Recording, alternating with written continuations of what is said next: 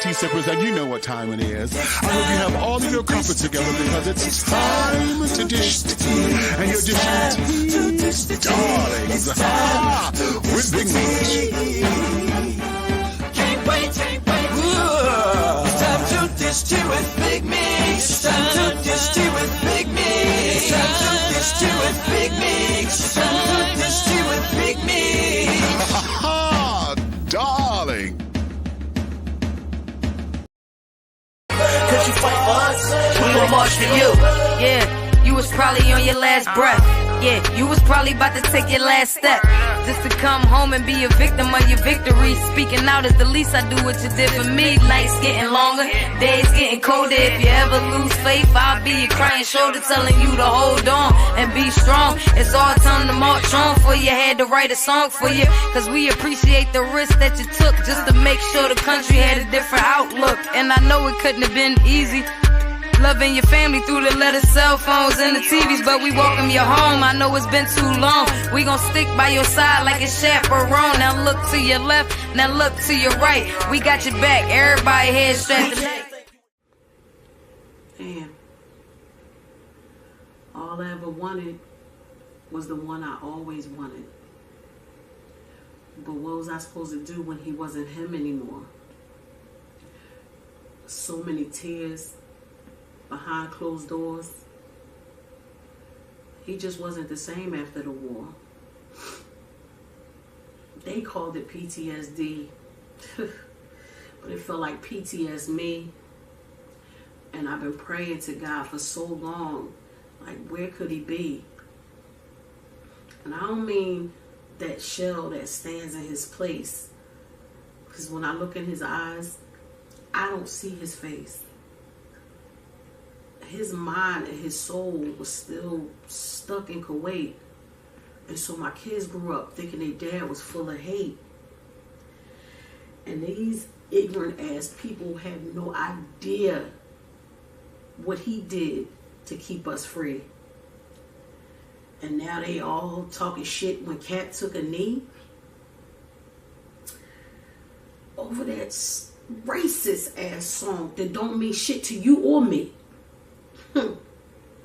He fought on that front line, and you have no idea what he achieved. And all his country's ever done is lie and deceive. So when his hands is up and he can't breathe, you have no idea what he means to me. See, he came home and didn't know how to raise his kids because he came back from death, but he didn't know how to live. So now, can you see why what I always wanted was what I always wanted? And I didn't know what to do when he wasn't him anymore. I can never thank you enough for being strong and tough. Stationed my father overseas, I'm glad he went and fought for us. This world is getting tough. My homie Leah retired, my brother Sam on fire, but it's death before designer, and it's time that we march for y'all. Red, white, and blue run through my veins, I'm saluting y'all. Y'all get your hearts, y'all get your souls, give my troops applaud. They get their hearts, they get their souls, give my troops applaud. Give my troops applaud. I got your 6, you got my 6. I got your back, and that's a fact. Bring my troops home, get my soldiers out Iraq. Let's show respect, not to get it, but to recognize our troops, that they out here taking business, we just loving it. Supporting it to the death of me, cause y'all be riding hard bodies. So I'm telling everybody, and I mean like everybody, get the stepping in your boots, we gon' do it for the truth. Left, right foot, time to salute. Cause I said so. I'm on the investigation, you gonna come up on my shit? You ain't turning shit on. Hold on, bro. You ain't turning shit on. Get off the motherfucking bike. It's broke. I'm gonna turn it off right now. Get off the bike. You good, bro? Hey, why you touching? Get off the bike. Hold on, bro. Get off the bike. Why you touching that man? Get off the bike. Hold on, you ain't get off the bike. You ain't got to get off the bike. Cause I said so. What am I getting off the bike? You didn't even have to come over here. What am I getting off the bike? Cause I told you to get off the bike. No, that don't work like that. Get off the bike. It don't work like that, bro. Get off the bike. You ain't going nowhere. You ain't going nowhere. Yes, it do work like that. No, it don't. You don't come over here on my shit, interrupting what the fuck I'm doing. You understand that? What was you doing? What was you doing? He right down the street. He right down the street. What was you doing? What was you doing? He right down the I don't street. give a fuck. Where you? Get out my face right here. Get out of my face. Don't put your motherfucking finger on my face. You want to work this on my nigga? You want some work? You think this is? You want some work or some nigga? The fuck you doing? You want some work or something? Wait. You want some work, dog? You better turn it on. Hey, what's this guy? Hey, look. Hey, you man. I mean, I ain't say none of you, don't say none of me. Go up to your bike. Keep it moving. Cause ain't nobody said nothing to you. Okay?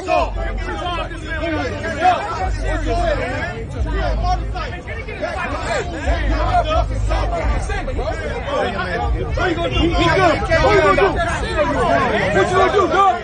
What you gonna do? Hit me, please. Hit me, please. Hit me, please. Come on, dog. Tell me. You want a problem? I can get a problem. Hey, Randolph. Come on, dog. Randolph. You know you Come on, dog. You? Wait a minute. First of all, do you even know what happened? He just said fuck you over there. Lies.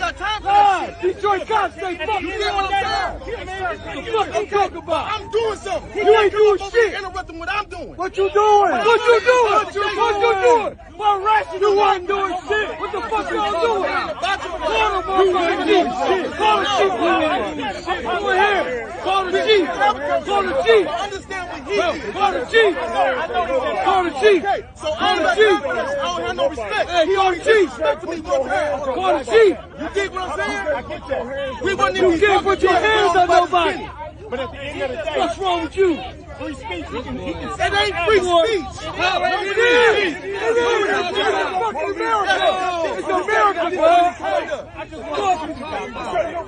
Fuck you talking about? It's not free speech, bro. It's not free speech, bro. It's not free speech, bro. You can't do that. Give me some more units over here. How many You can't do that. Oh, he wants that. If you got It ain't about this, bro. put your hands on I don't give a fuck. Let it go down. put your hands on All somebody. you had to do is respect. No, all you have to do is put your hands off. First of all, You can't put your You hands have to do something everybody got wrong something with to it. say.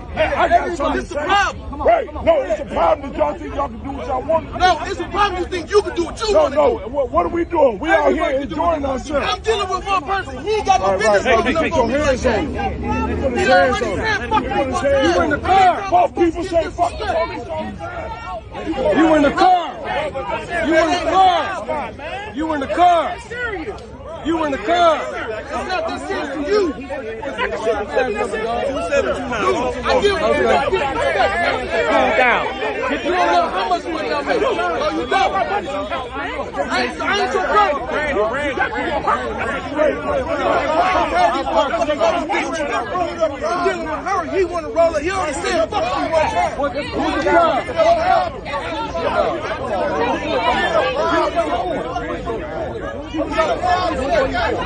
Rip motherfuckers off bikes. Hey, look, you can't rip people off bikes. Hey, Rex, you off bike.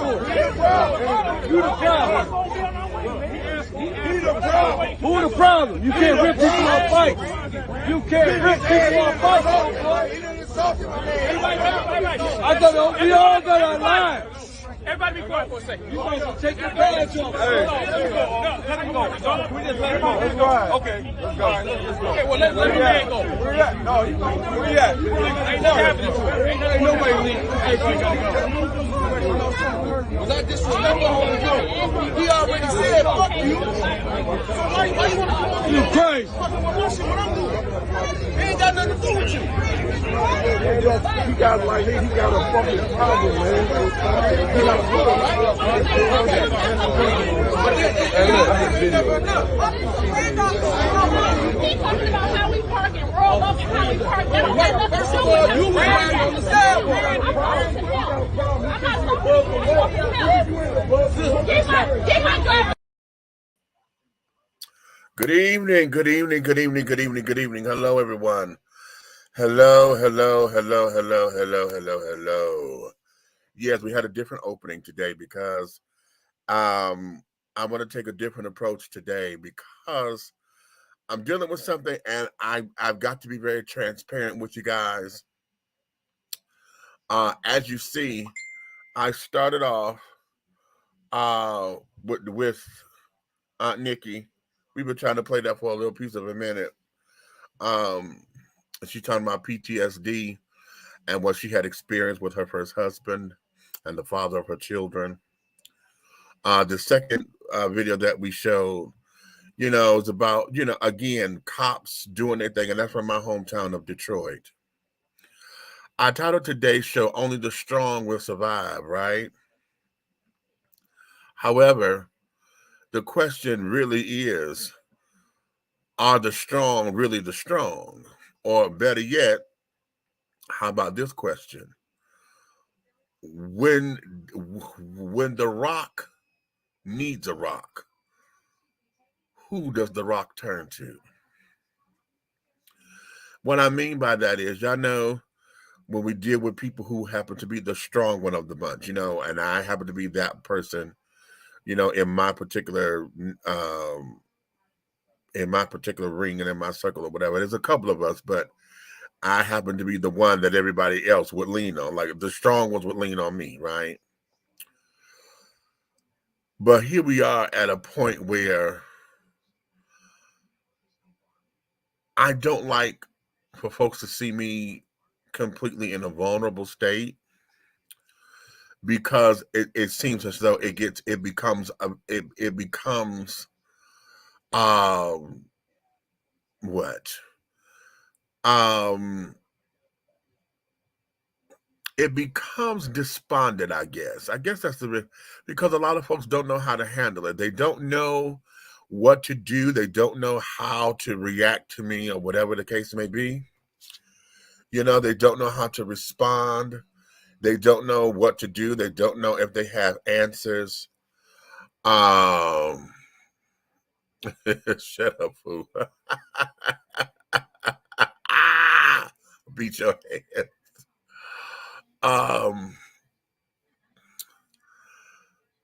They don't, it's like they don't know how to respond. And then,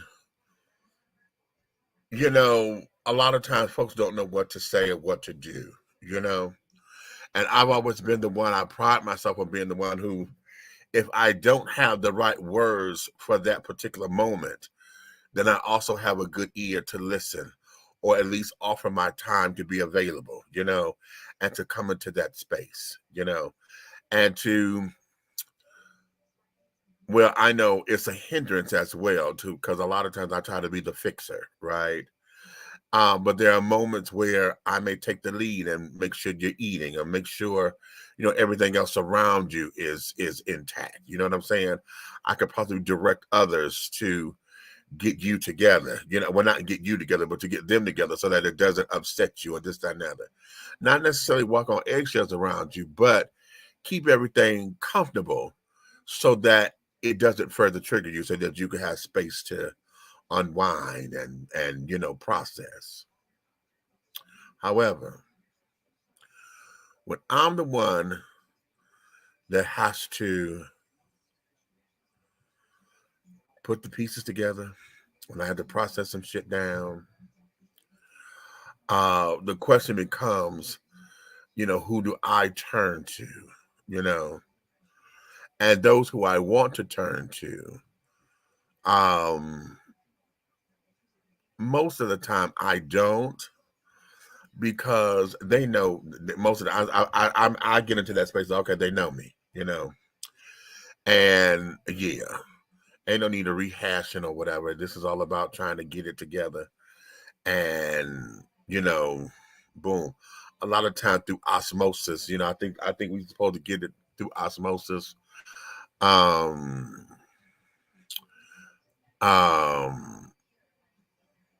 Or better yet, if you're paying attention to me, then you should know how to fit in and this, that, and other, right? And that's me, because oftentimes, and this is a fault, oftentimes I want friends to be the kind of friend I am to them, to me, but nobody is me. You know what I'm saying? I'm me, and I can't expect folks to do to me, you know what, Ray?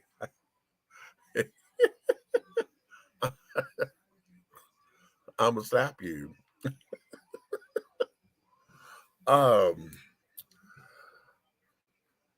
And you know, I can't expect for them to do unto me what I do unto them because they're not me. You know what I'm saying? So the skinny of it is this, and I was going to do this. I'm not going to do this now, but I am. If I don't get this house together, I am going to do this because I figure if I embarrass myself, that will help put some fire up under me. Because I know if I turn the camera around and show y'all what the hell my apartment looks like, to accept all you so damn dumb. Stop.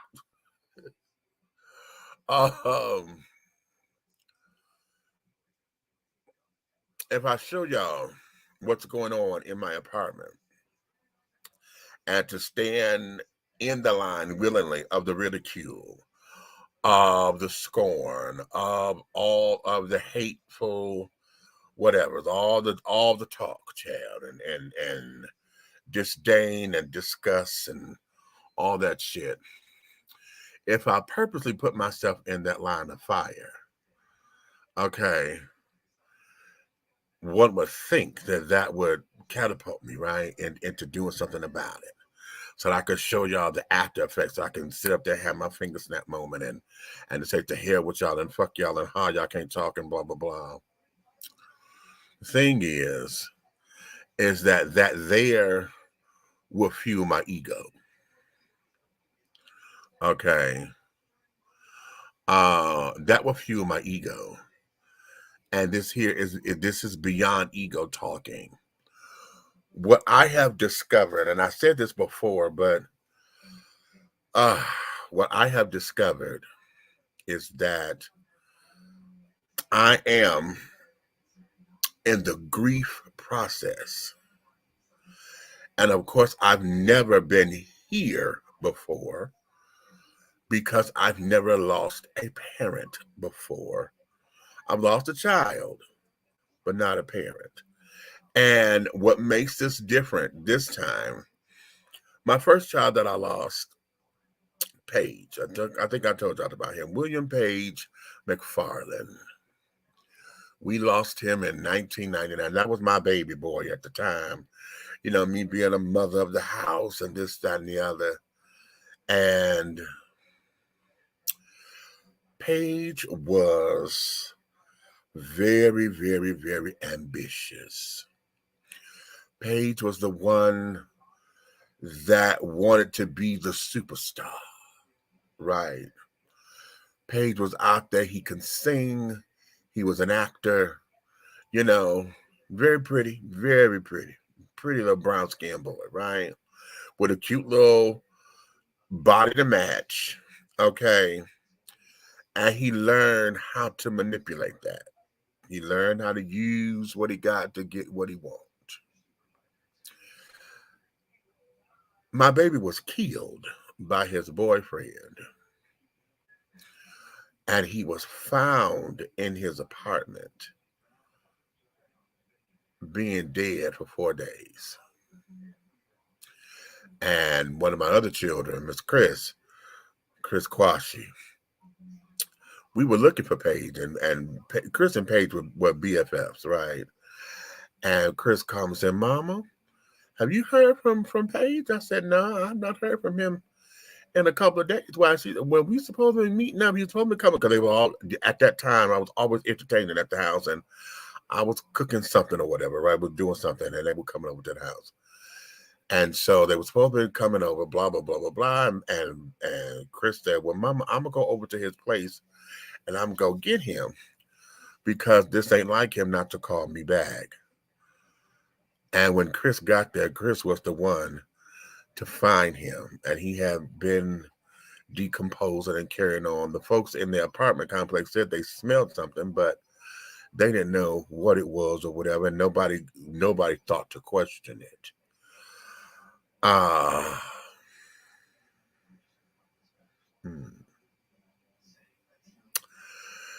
Paige had a boyfriend.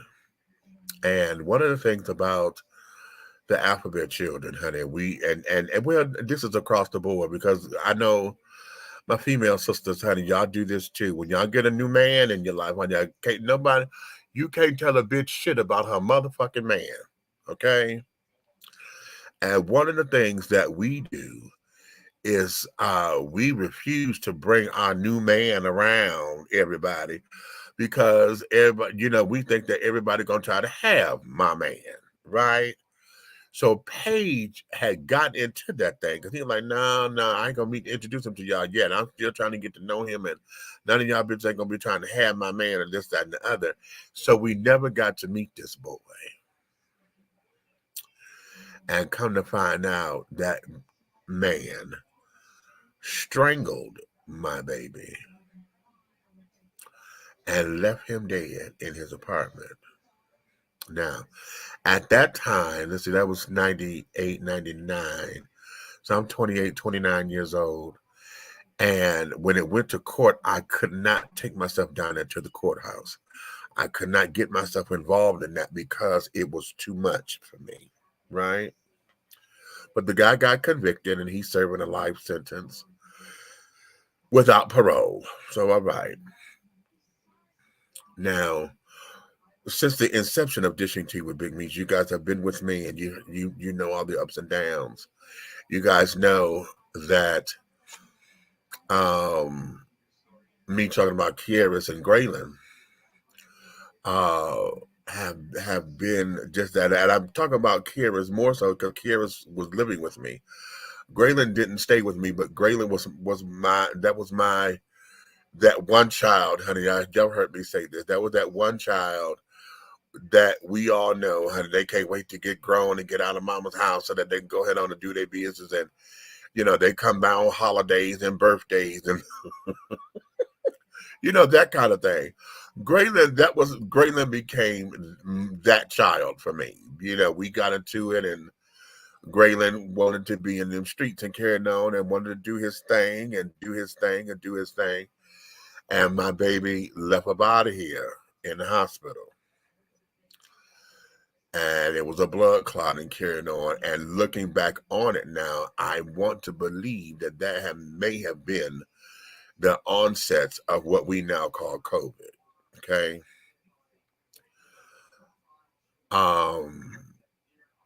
As you all know, in 2013, y'all know I talk about that often because that was the year that I almost lost my life. And in almost losing my life through the surgery that I've told y'all before, I am still here, but my brother is the casualty of our family.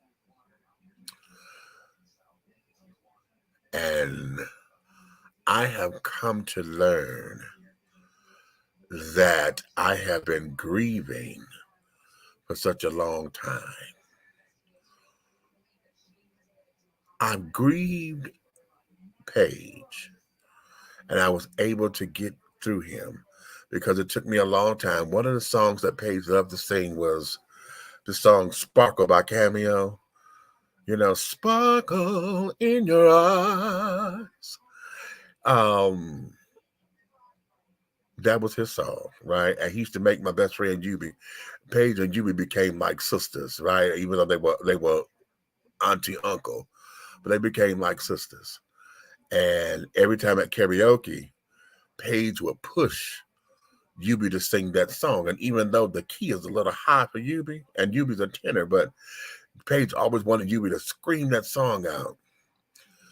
And it took me the longest time to deal or listen to that song because I couldn't listen to that song for a minute.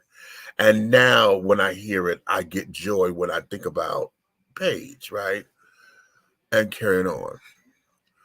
But in 2013, when I lost my brother, my world just collapsed. 2013 was my 9/11, okay?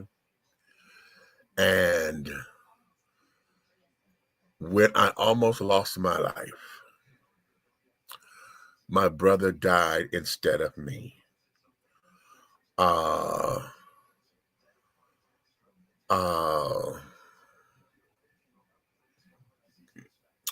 My baby sister Sabrina Morgan, honey, died right after my brother. Then a good girlfriend of mine, honey, and we was just starting our sisterhood, Miss Whitney Page, she died that year. And then I lost my job. And then I was on the verge of losing my apartment. I had to go on unemployment. Then unemployment, the unemployment ran out that year.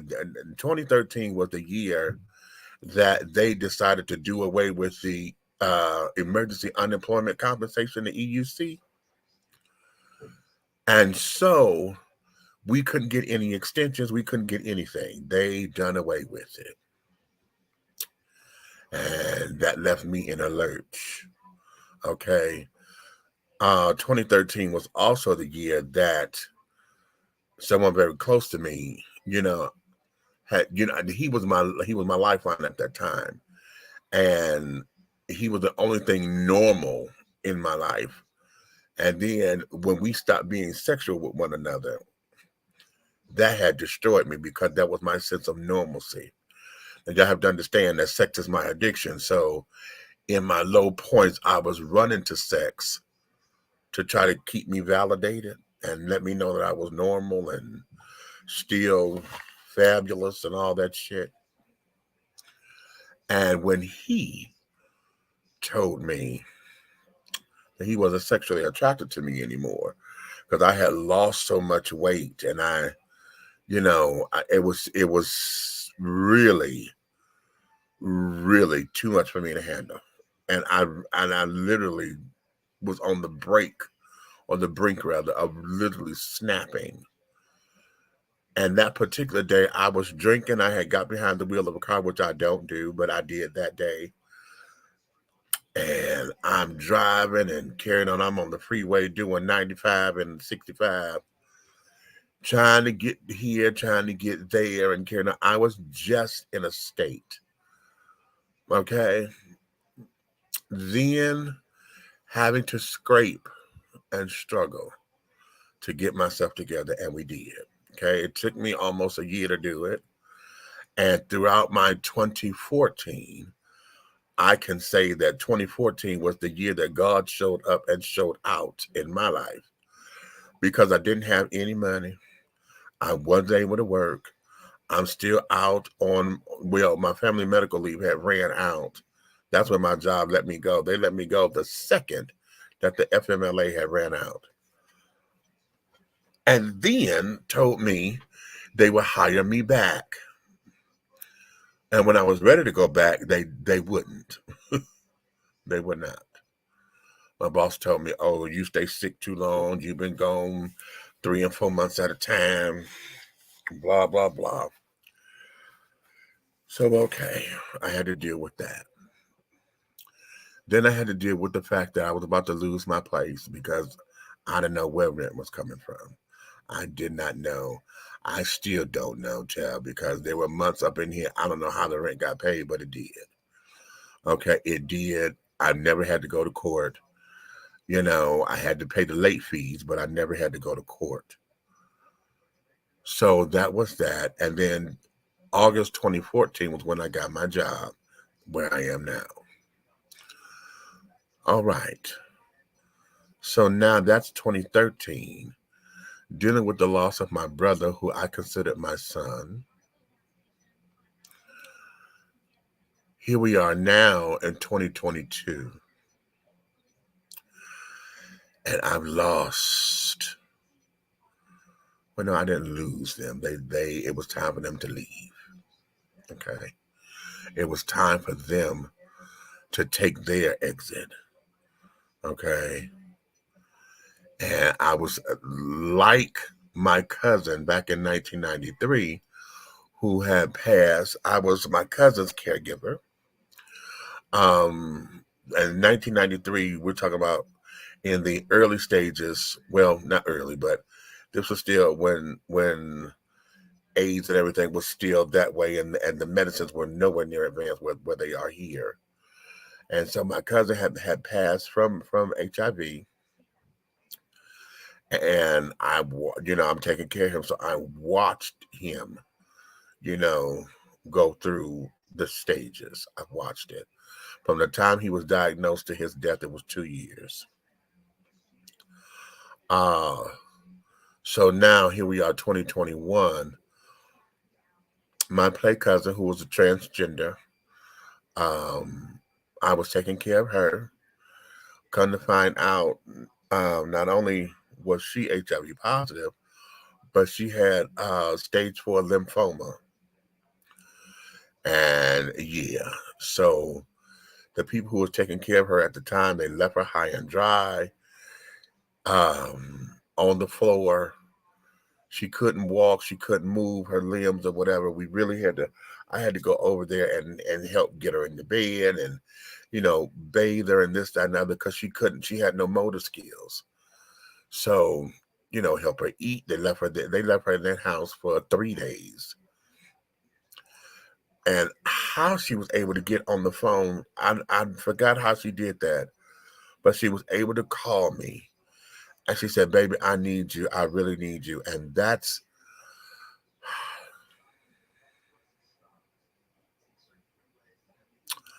haven't really processed that, right? A month after her, in fact, on her birthday, my baby sister, Little Meech, yeah, okay, y'all, I may have heard her in some of the earlier recordings of Dishing Tea when we were only audio. She's produced a couple of shows for me. Meechy DeVille. Okay, Meechy and I was Big Meech, she's Little Meech, right? That was my sister, okay? And so throughout 2021, on an average of once a month, I was losing someone dear to me or a family member, okay?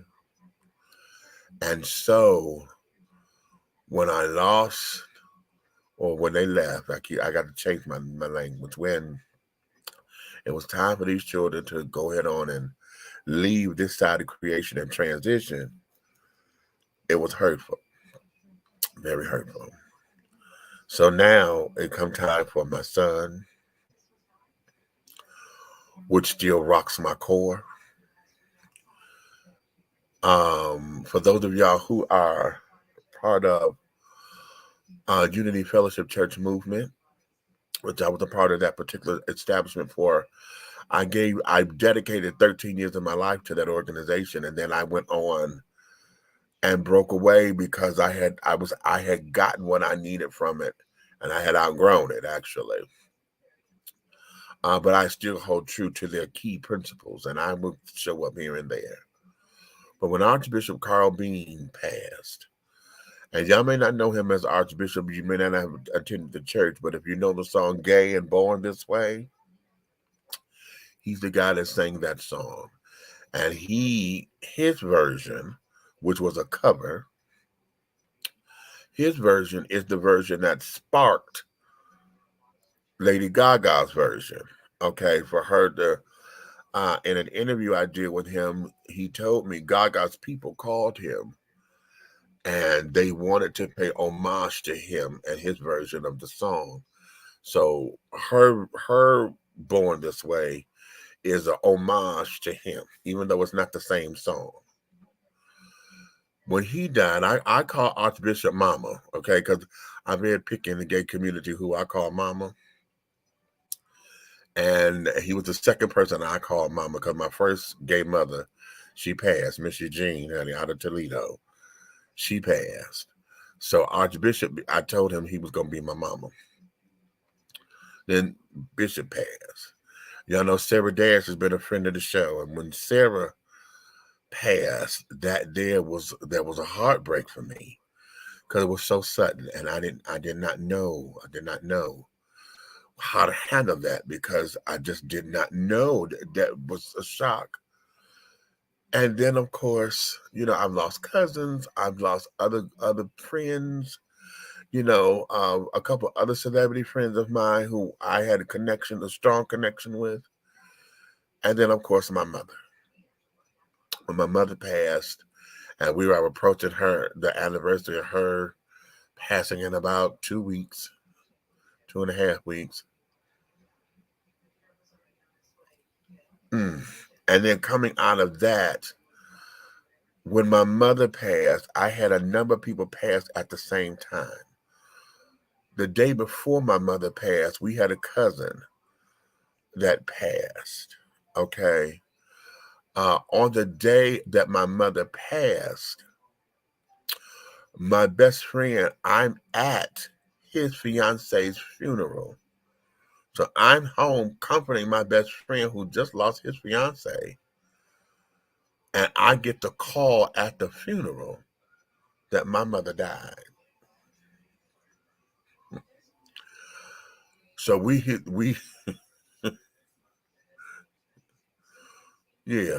were just a mess together. Then a really good friend of mine, TJ,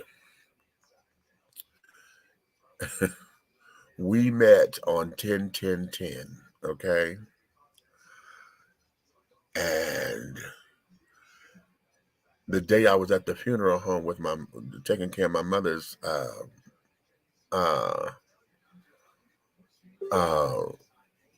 arrangements, his son called me to tell me that he had passed.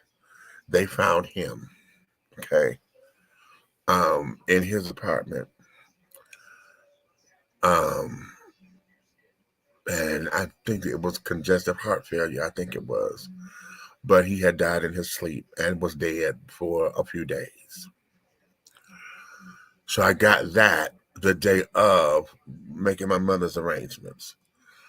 And then 2 weeks after my mother, I had to come home because I was running out of time here and I was running out of money.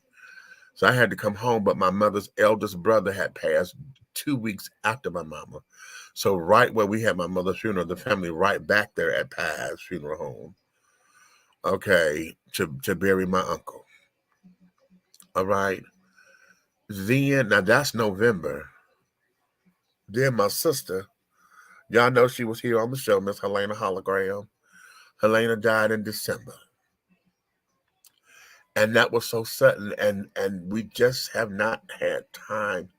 I have not had time to process everyone. I have not had time to really sit down and to really understand and ascertain and figure out what's what.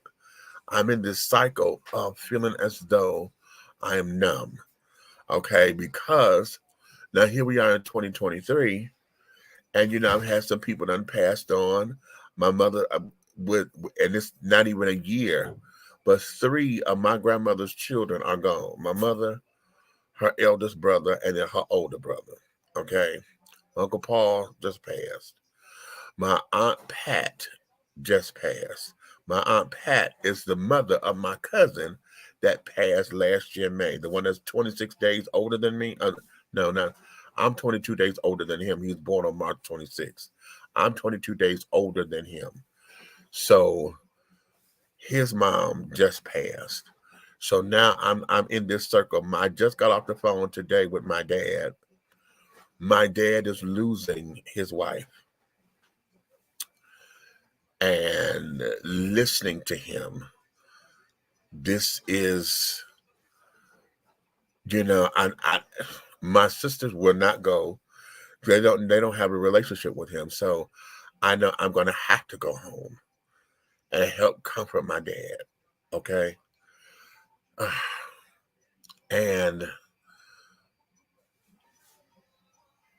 I'm teaching others there's no such thing as having to be the strong one, because there are moments where you're going to have to go and release and decompress so that this can happen and that can happen and carrying on. Hold on for a minute, sweetie, not right now. Just put that over there for me. There's gonna be times where that you're gonna have to go so that you can release, so that you can come back and be a part of the fold, because you can't hold on to all of that. But my dad he's saying right now, Christine is not even responding to her name. And her daughter and her son was just at the hospital and carrying on. So it's gotten to a point where it's almost any day now. And he was on his way. He said, I'm going to be here to visit the hours are over. And I'm going to go home and get some rest. And then he said, I hope they don't call me and I have to come back up here. So he's already trying to prepare himself. But I know he's going to need his kids there because her children will be there, right? So I'm going to have to be going home soon. I was planning on going home because I need to be there with my siblings and my nieces and nephew so that we can be in this whole thing of celebrating my mother together. But my money funny, right? I could get there, but now my coin ain't right, and trying to get a hotel, I'm gonna need a car and this, that, and the other. My money not right, and that's fucking with me. So I'm like, okay, all right, we got to pay this credit card off, and it's not being paid off. I'm paying on it. I can't pay it off just yet because we need the coin, right? But I'm afloat. Everything is paid for. It's just that I need to pay it off so that I can do what I need to do. But that's where we are. Okay. So again, I'm sharing all this because I'm realizing that this is grief. I'm realizing that I'm in a depression. I'm functional because as long as I'm away from this house, I'm good. As long as I'm doing something for somebody, I'm good. I can function there and this, that, and other. When I come home,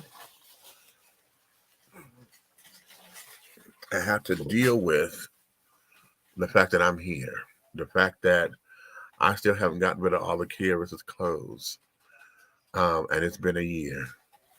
When we were in the lockdown, that was supposed to be the time we was on lockdown for 2 years and blah, blah, blah. This house could have been cleaned up 16,000 times. But during that time was when Kiara was dealing with being locked up and carrying on. And I couldn't function because I'm mad because I'm like, no. And then I was like, no, because he coming home, he don't clean up his own shit. I don't know what he's trying to get rid of and blah, blah, blah, blah, blah. Because he can't fit this. He done gained some weight. He can't do that. And then, then I lost my baby. So I'm in this space of, wow, when does the strong one stop being strong? I teach this all the time. I said, every now and again, Superman had to go back to the Fortress of Solitude. Every now and again, Wonder Woman had to go back to Paradise Island. Y'all know all the time Batman went back to the Batcave. Okay. When does the strong one stop having to be strong? Or where do I get my fuel? Where can I get my replenishment? You know what I mean? Now, for those of us who are spiritual and carrying on, I know how to tap into the source. I know how to pray and go into my praise mode and carry on. But that's what I do to function, to get me through everything. That's what I function to get me through the day and, count my blessings and look at what it is. I have my affirmations and stuff that move me and groove me, and I know how to make it. I know how to this. I know how to weather the storm, especially when I see other folks who I feel are hurting worse than me. and able to give them encouragement and this, that, and the other.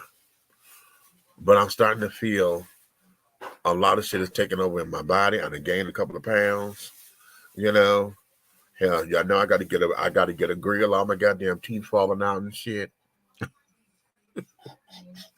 Okay. Um, having leg issues and carrying on, child, and lower back issues and things. So what I'm experiencing, honey, is starting to show up and reflect in my body as well. Not my mind necessarily, but in my body. We're having physical reactions to what is going on. Okay. And so now I'm asking all of you, when does the strong not be the strong? Hold on for a minute. That's Kelly's. That and that other what it was sitting on top of. Take that over there to her. Yeah. Yep. That one. Yeah, my neighbor wanted to, she made a Coca-Cola cake, child, but she don't know that I don't eat coconut because she put a German chocolate, the icing for German chocolate cake. She put that on top of it, honey. So I tried to scrape off the icing and eat the cake, child. And it was cute at the edges, but right when she put the Coca-Cola at, it didn't quite cook all the way through, so it was still kind of, yeah. I was like, oh, sweetheart, you gave it an attempt. Good, thank you, baby.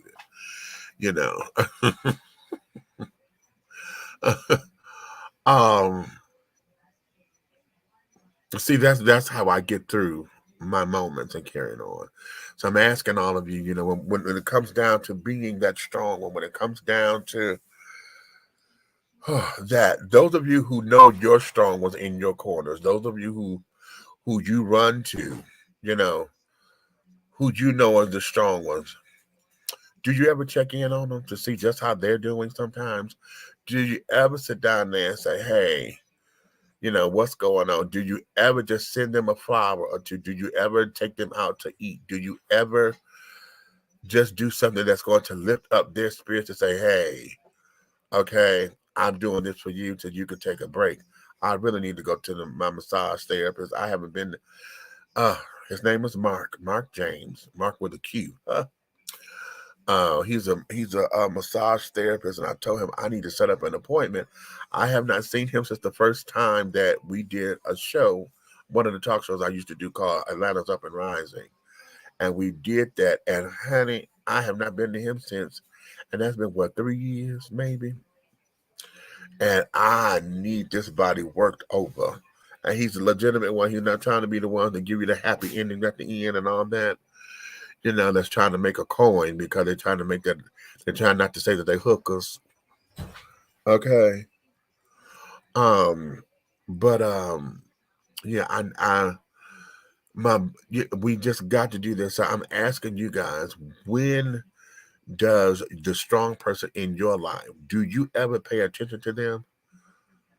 Do you ever pay attention to the person you think is so strong? And I'm sure you probably don't, because they've been so strong to where when you think they're being out, when they snap or whatever, you don't recognize that they're out of character for a reason. You don't see it that way. You think they're just tripping or whatever and blah, blah, blah. But a lot of folks feel as though they're the ones who got it all together. Okay, they're the ones who doing the thing, and they're the ones who, ain't nothing. They can handle it. They can handle it. But have you ever sat down with those who you claim to be the strong one and just say, hey, what's going on in your day? And I'm sure you're going to hear the answer, oh, child, I got it. It's all good. I'm under control. And then have you ever challenged them and said, bitch, give me the truth?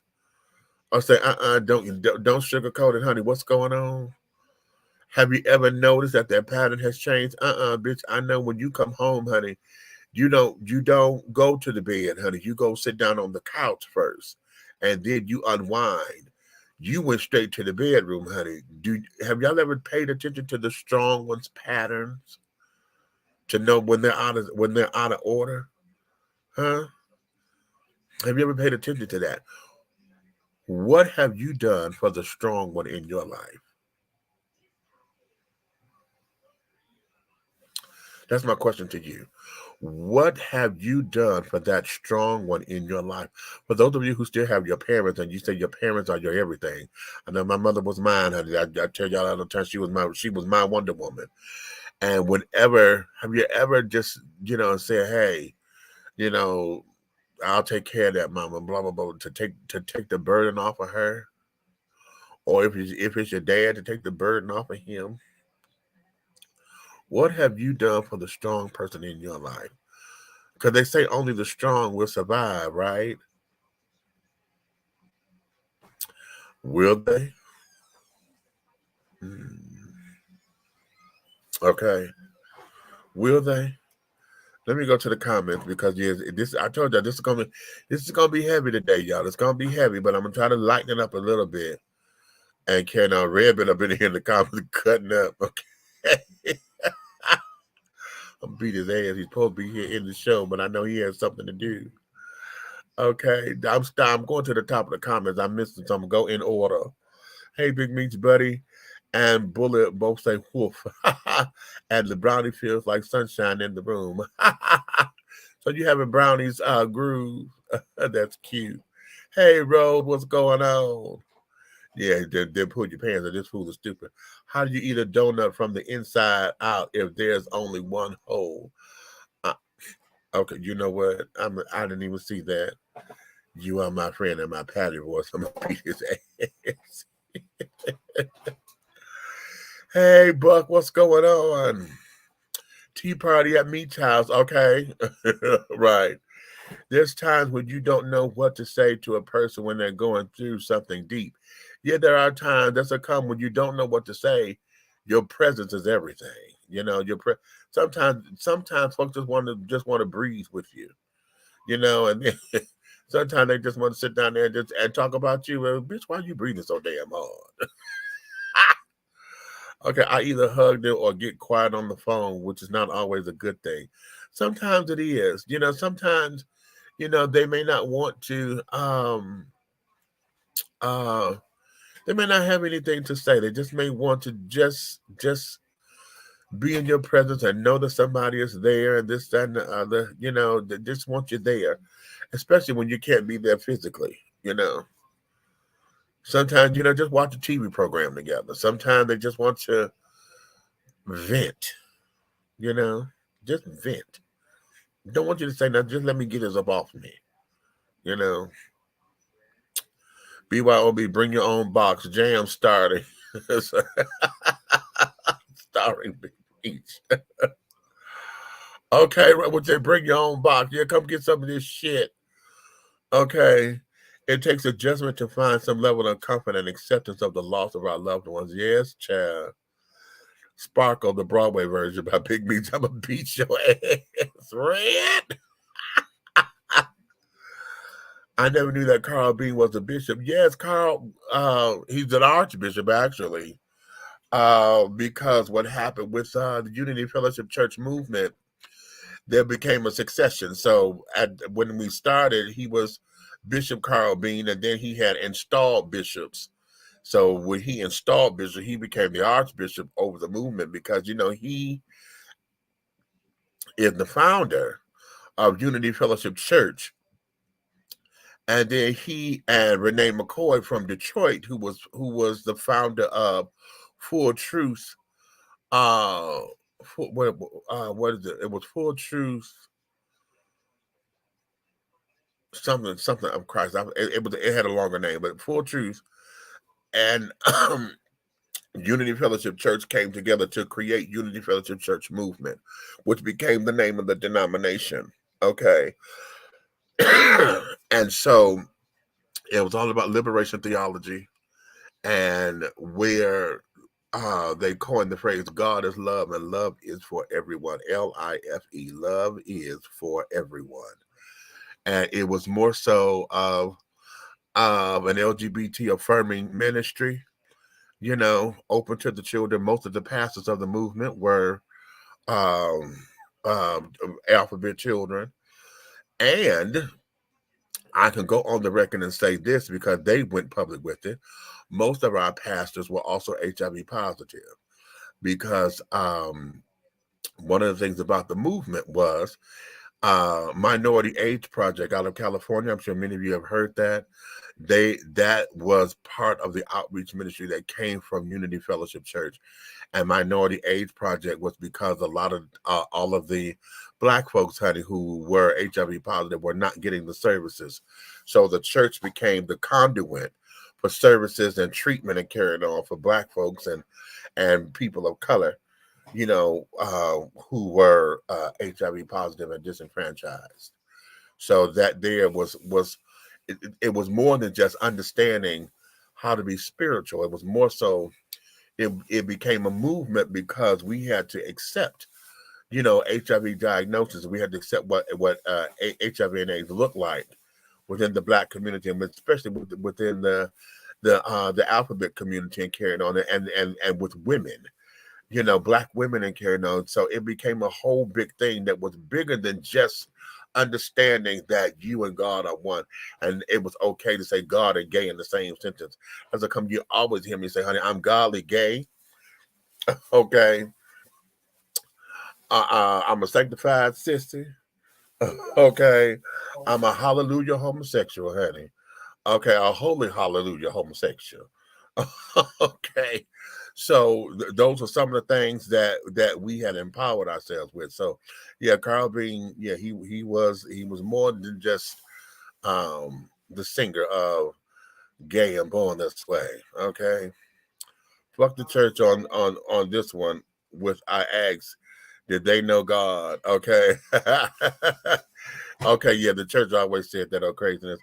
By God, I mean an almighty, loving creator, the creator of us, nature and everything, created out of love. Come on now. My Jorge, Buffy, Boosie, Joey, and Mario is in heaven. Now, Greg, I hope God's not mad. Why would God be mad, honey? What gives me peace about Greg is the cold case incident on TV, where 1 minute TV was on B, with the next it was on cold case. Wow. Okay.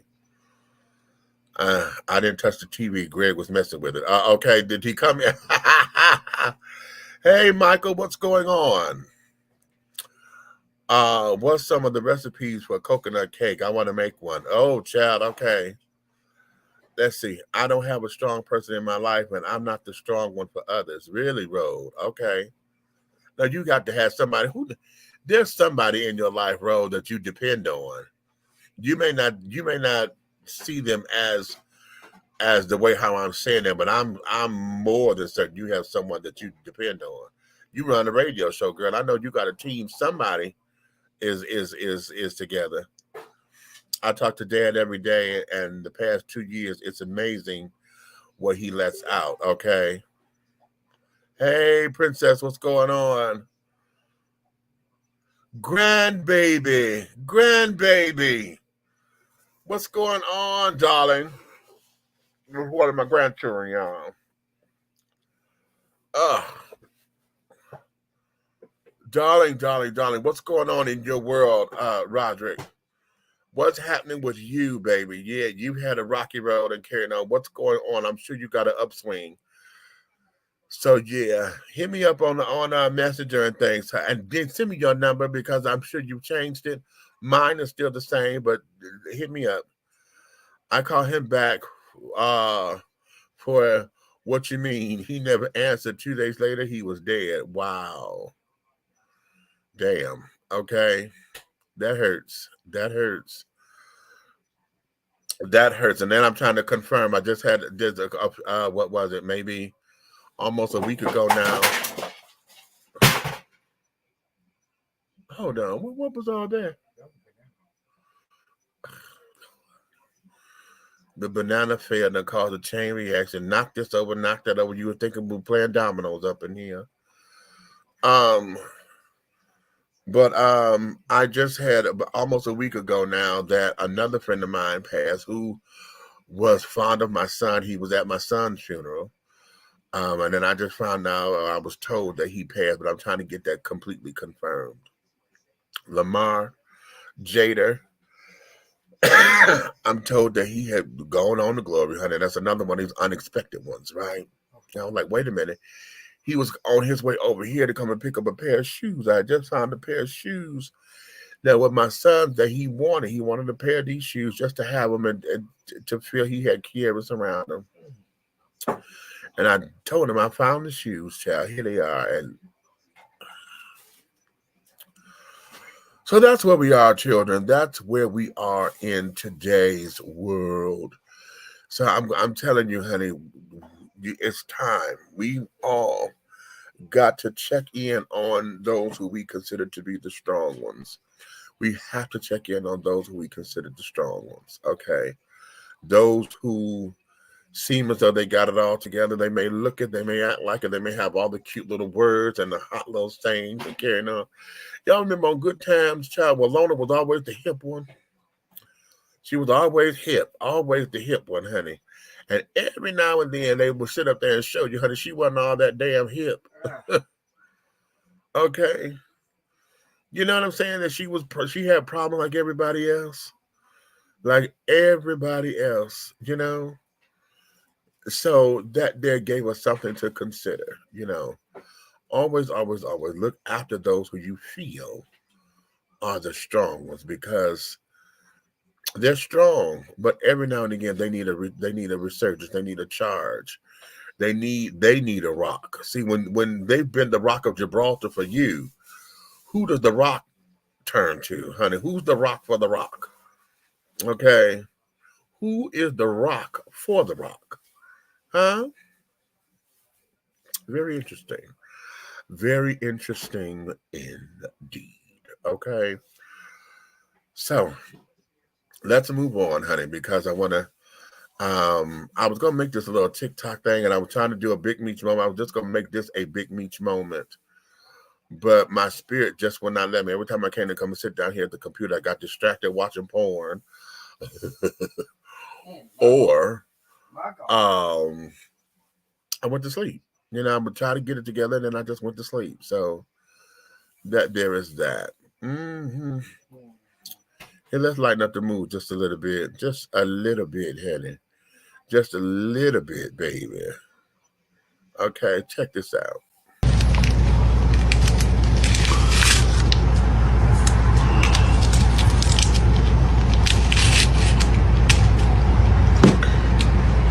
Come on.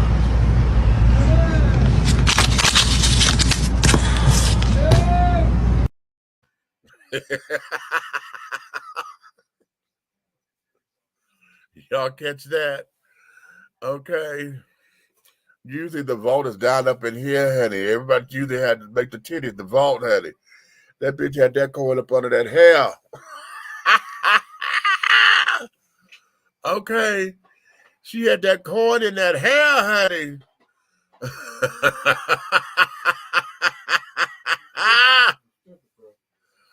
Okay.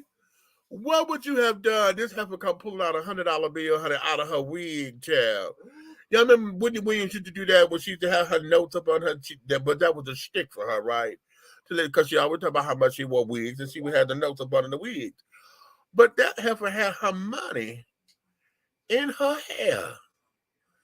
Okay, thinking she Foxy Brown or somebody. Y'all remember that? Okay. Y'all remember that in Foxy Brown? Where Miss Thing went to the party and she wanted to sit down there and start the fight or whatever. So she went and put the razor blades in her wig because she knew Miss Bitch was gonna pull her hair.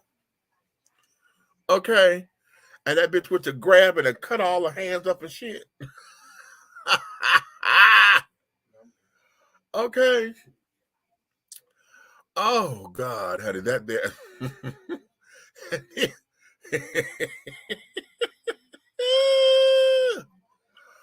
Okay. Darling, another one of my grandchildren. Hey, baby. Zahara Amazonian, honey, Rain. Okay. What's going on with you, darling? Okay, I'm hoping everything is new and improved with you in New York, baby. I'm hoping everything is going well for you. New York is not an easy place to live. It's not easy, honey, but it can be done. Okay, it can be done. All right? So, be that as it may, Okay, wait a minute. I think I'm going to take a commercial break because I got to get something to drink. Okay, let me get something to drink, and then I'm going to. When we come back, we're going to get up in this thing here. Wait a minute. Where am I? Okay, where am I? I am. Hold on, child. I had the damn things ready, right? Okay, here we go. Okay, we'll take. We'll be right back in just a couple. Okay, let me get. I'm parched. Ooh. Have you tried Big Rob popcorn? It's a wonderful anytime snack that everyone will love. Available in 3 flavors. Grown and Sexy, which is the perfect mix of cheddar, cheese, and caramel. Sugar Shack, a fruitful flavored mix of watermelon and apple. So delicious and good. How about spicy butter and white cheddar? Everyone loves it. That's why it's called good. All Big Rob snacks are manufactured in an FDA-approved facility and flash sealed for freshness, safety, and worldwide delivery. To order, call or text 937-367-8650. That's 937-367-8650. Or contact Big Rob via Instagram at Hey Big Rob. As the holidays approach, take advantage of the holiday special. Purchase more than 2 bags and receive a free CD. Call or text 937-367-8650 to place your order now. Big Rob popcorn, the perfect snack that you will love. It's so delicious. Be bold, be unique, be the tea.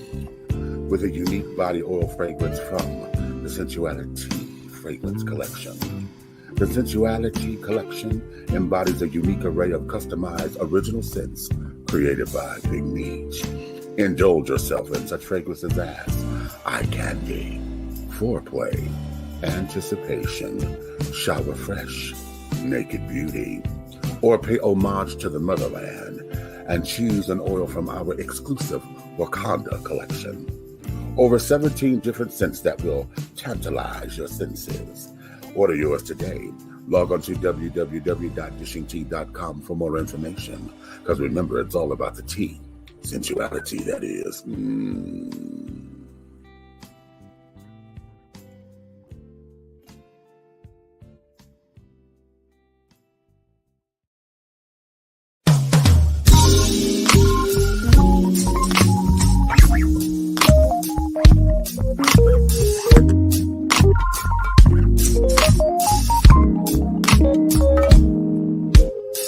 When I'm walking down the street, people are looking at me. What they see is a masterpiece created by the King. I am different by design, and I am fearfully and wonderfully made. I may not look like you and you me, but that's the way it's supposed to be. Dare to be you, dare to be me, and dare to be different and unique. I'm gonna be the best me I can be by letting His glory shine through. Dare to be you, dare to be me, and dare to be different and unique.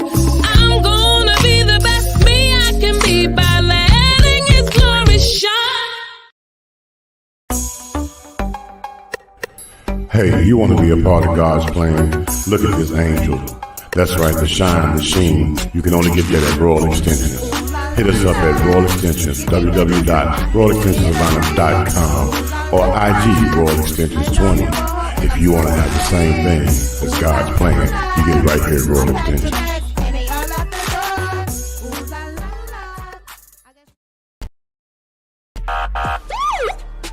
In a world full of chaos and confusion, you need a protection team that will satisfy your desire to feel safe and secure. And we have the solution. Kingdom Elite Security. Kingdom Elite Security provides its clients with the utmost excellence in executive protection detail, property and personnel protection, and observation and surveillance with dignity, integrity, and supreme professionalism.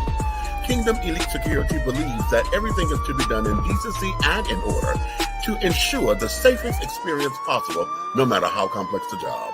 Call for your quote today. Dial 470-383-5978. That's 470-383-5978. Or email us at kingdomelite01@gmail.com. Kingdom Elite Security.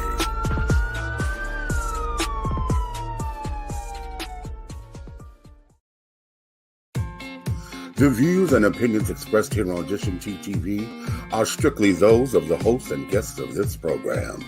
They do not reflect the views and opinions or governing actions of any of the sponsors or affiliates of Dishing TV Entertainment, Artist First Entertainment, Big Guy ENT, Atlanta Hot Radio, Black GDP TV, or Diversity TV. Your viewing and listening discretion is advised. All right, and we are back. Yes, we are. That was horrible, but I felt like just being that way. Honey, let me bring Red in. You know, came up in here and not in the comment section. What's up? What you talking about, man? I don't know. Your computer got hacked or something. I don't know what happened. What's the tea? That must have been a Negro processor. Okay. You okay? I'm here. I'm good. I can always be better. Your body's here with me. Okay. What the hell was that? What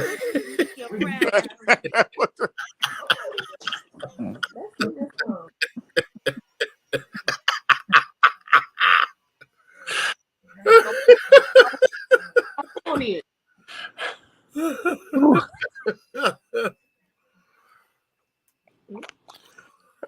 Like it when the stage crew starts singing and listen. Everybody want to be a part of the damn show, child. They put the lines in and everything.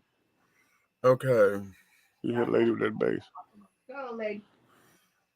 Lady, you're a knight in shining armor. Okay.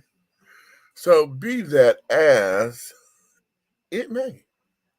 Man, come on, man. Snap out of it. Oh.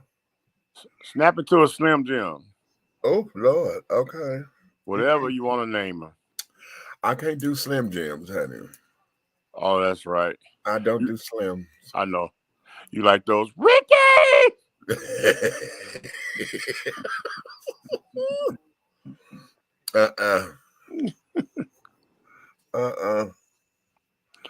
Because shit, Slim Jim, that's what it say. They say snap it to what I've been snapped it, honey. Yeah, right. Okay. You need to go see DJ Smack. So all you got to do is just dance for me. Just dance without his shirt on, honey. That's all he got to do. Just dance without his shirt on. So I can send him back home to his wife with his integrity still intact, honey.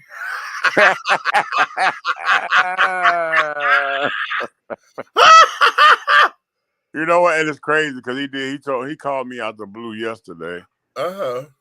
And he apologizes for not calling me on birthday. He was going, but anyway, he called. He asked about you. He was like, "Man, what my man meet that man?" That's my baby, honey. That child. Listen, you know what? It is so fun when straight children, honey, when you can absolutely take them out their comfort zone, honey, and when they get out their comfort zone and they realize it's safe to be there. When they realize it's okay to be there, then they cool, child, bad. Smack. And what's that other child? The other one. Oh, Tiny Tim. No, you know, that's my other heterosexual husband. I told that to his fiance. I said, "Now you know he on long, girl, because he's my heterosexual husband." And she said, "Really?" I said, "Yeah, but I know you're gonna get him. You got him in good hands, right?" I said, "Now don't let me have to come and pull rank." Okay. And she cool with it. I said, "Okay, we here. I got you because he on loan." Okay.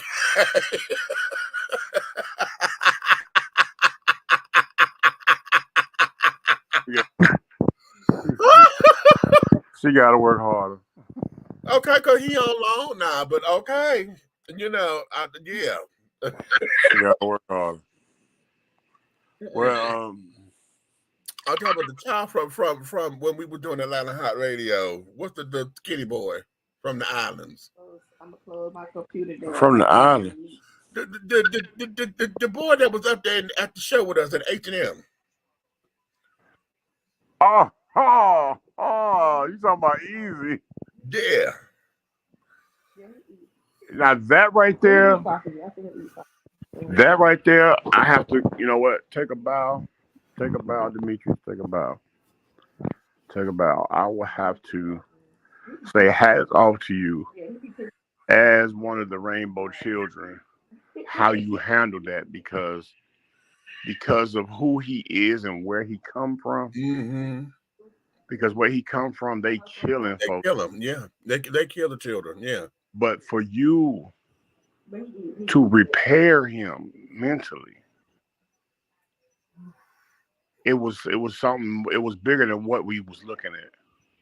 Wow, really? It was very much bigger than what we, because even when we gave him fair warning, like meeting you and everything, he was like, "Yo, you know what I'm saying? My bone is our people on bone." We was, you know, we speaking highly of you. You know what I'm saying? But that, as soon as we said that one but, it was like he was ready to leave. He's like, "Oh no, I ain't finna stick around for this." Right. Until he met you. Right. Until he seen the interaction with you. Until he seen how much we love you. You know what I'm saying? Right. And he was then it kind of blew. He was like, "Yo, dude, cool as ever." Then he all of a sudden next door, he's like, "Miche came yet?" You know what I'm saying? Like, you looking? Right. Right. And I think that's something we need to do with a lot of different entities in the world. This world we live in, it ain't based on you know what I'm saying, what's wrong and what's our differences. It's based on ignorance of what we don't know. Right. Right. And that right there was a major. So I looked at that a whole nother way. We laughed and joked about it and everything, but me knowing where he was at before that experience in his life, and where that right there was major. You got to take a bow to that, me. Yeah. Wow. Well, listen, that there is part of that. That's part of the strength. As I'm talking about, you know, only the strong will survive, right? You know, that there is part of my strength in that, and it doesn't, you know, it's also knowing when, you know, we can make an ally or accepting the fact that we'll be adversaries. But see, what I like about it, the fact is I know that he was how can I say, a pillar, a very active, you know what I'm saying, placement in his son's life and his raising his son. Mm-hmm. Was very involved in it. And the fact for you to be able to break that chain in his lineage, he'll be able to pass that to another generation. Right. Yeah. Him raising another man child. Right. See what I'm saying? So while his son is still young and he's raising them, he experienced a breakthrough of something that it was based off of. Okay. You know what I'm saying? That's why people understand how. What you call your folks? So it was based off of ignorance. But you know, I'm like, okay, if something like that, that's just like we always say this. You know, racism is not inherited, it's taught. Right. That's true. You don't come out the womb a racist. Right. You're raised into it. You're a confused little child wondering why you can't play with Babatunde down the street. Exactly. But you can play with doggone Peter next door. Right. Right. What? What? Lord, Florida. I was gonna let that slide, but I was gonna let that go. Okay. We was gonna let that go. Florida Evans over here, you know what I'm saying? He mad about Babatunde. No. This ain't no good times. Well, Dynamite. Babatunde, eBay, or whatever. You still mad because Thelma? You still mad at Thelma? Bringing the African But boy she was over. about to go over there. She'd have got her hair braided and stuff. She'd have got some Zulu dick up in her child. And she about to get ready to go over here and marry the damn Zulu king, honey. Yep. Until she found out she wasn't going to be the only queen necessarily. Okay. Not necessarily, honey. She said, oh, no, all you got to do is just tell her I'm going to be the only one and she'll be fine. That's all you got to do is tell her. Just tell her. I can't. You can't do that. That may not be. Okay. That's not how that works. Okay. But this okay. But, yeah, let's but bringing that up. Looking. Huh? I said, but bringing that up, that just, you know what I'm saying? That's why when it unrolled there at HM Dynasty when we were there, yeah, it kind of, that's why I was kind of quiet. I never said much. You notice I never had a response. I laughed, but then I digested it as a conquer. Right. Well, but you know what? It was because, and let me go here, because this is some of the stuff that Flame, my sister Flame, and I don't know, I love me some Flame Monroe. Flame gets attacked because in a lot of the so-called progressive alphabet children mindsets, okay, they consider her to be the gay version of the Sambo, okay, to straight folks, okay, because they're always saying that, oh no, you placate to the straight folks, you talk their language and this, that, and the other. And she's like, no, it's not so much as talking their language, but y'all have to remember the decade that I came from, okay? In my decade, this is how we dealt with our transitioning. You know, I know what this is. We're not trying to challenge biology. And one of the things about that particular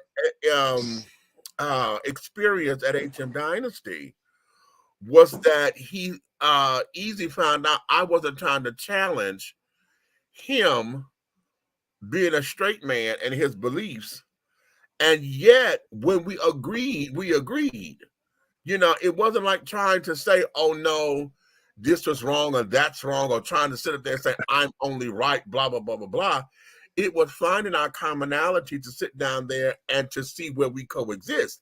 When he was able to see that, and it wasn't about trying to push me down his throat. Huh? Oh, yeah. You know, okay. And let's put a pun in there, because a lot of that's part of it. You know, that's part of it.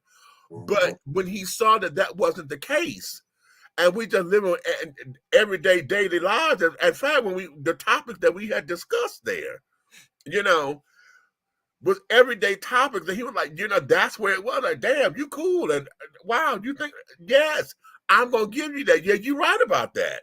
Yeah, you're right. And then let's add this. Damn, I ain't thought about it like that. And when it became just a conversation and a dialogue, right, he was like, oh shit, okay, I see what this is, you know. And that they were like, okay, hey, we can make this happen. Okay. Even if we have become adversaries, because there are moments where I've been in the room where it was very adversarial, but at the same time, it didn't have to be contentious. Right. You know, we didn't have to sit up there and be back and forth, because then we never learn anything. You don't hear. If you're only in there just because you got a chip on your shoulder, and you're only there because you want to be right or try to make a point, then nothing gets heard. Because see, now everybody's trying to play the one-up game. You know, this is why I don't like talking with very staunch religious children. You can't hear me, because you're trying to sit down there and you want to throw scriptures at me when I'm telling you scriptures ain't gonna work. You can't throw scriptures at me on something that you think is a weapon, and it ain't no weapon for me. Okay, so either we're going to hear this, or we're going to be bickering back and forth, and there's a lot of people make a mistake when they mistake one thing for the other. And when I say one thing for the other, those things being religion and spirituality. Right, exactly. Those are two different things. Exactly. So when we're in a room, you know, Democrat, Republican, You know, when we're in a room and all we're trying to do is be right and to point out your mistakes versus saying, okay, let's do this. Let's okay. Yeah, I know what you're here for. You know, let's stick to this. Now we don't hear. It becomes a slur fight. It becomes viciousness. It becomes the shade. It becomes all of that, and it's unnecessary. It's unnecessary. But as humans, and I know there are moments where I get into my little corner and I'm like, okay, you know what? Hold up, because yeah, we finna shade. We finna throw this tea. Because when I throw this pot, honey, I'm pouring the, I'm throwing it. I'm not gonna pour it in the cup. No, I'm throwing it. Okay. So, you know, it becomes that we never learn. We refuse to learn from one another. But in that same spirit, because I've been talking about Democrat and Republican, let me take this turn into this political realm, because I want to ask this of everyone here. And I know this is a common question, but I still am not satisfied with the answers that I've been receiving. And that's over time. But here we are in another electoral season. All right. The world got their eye on all, you know, on Michigan, on Georgia, on Florida, and a couple other states where the stakes are high. Democratic Party trying to keep control of the Senate and blah blah blah blah blah. I think, and the House or whatever this is. We got black folks who are the power to the people cheering. They want to sit down and tell you don't vote Democrat because the Democrats blah blah blah blah blah. They still haven't told me why the Republicans were better. They just said don't vote Democrat. But then they say that the voting process period is fucked up. But then saying all of that, they have not given us any alternatives. Where should we go? What should we do? Outside of saying, because there's some who say don't vote at all. But then if you don't vote, honey, then whatever criticisms that you have, honey, fall on deaf ears because you don't necessarily have any power. Okay. Because you won't be able to organize. And if you do, then you become you become part of the militia, if you will. Or the ones that got the most to say are the ones that didn't vote. How about that? So now the question is, and I'm going to ask you this, black folks, and I don't want y'all to move on me now. Don't go nowhere. What is it that black folks really want from either party? What is it that we really want? And please don't, if you say reparations, break that down. Because I get tired. I'm tired of the surface answers. I'm tired of you know, a lot of the talk you know, right now. Okay, black folks, you saying what black folks want? I'm saying black folks because we're talking about, you know, right now, that's the vote that everybody's hustling. They hustling the black vote and they hustling the Hispanic vote. Because right now, those are the two demographics that are. Okay, so she just wanted to do what's right. That's all it is. Okay. You know, Big Red say that he wanted to make sure that they make it a law that it's free before 11 at the club.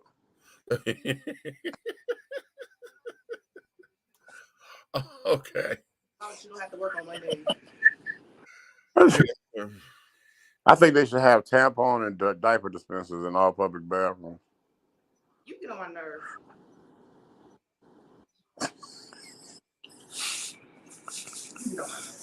You get on my nerves. He said it all. I'm going to say what they do at some. Okay. Raise minimum wage. They need to raise minimum wage. Yeah. And if your name is minimum wage, no pun intended.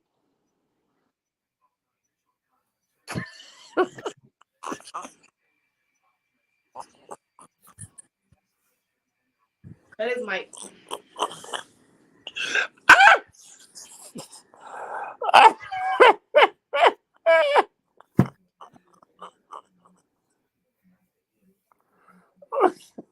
Hey, what?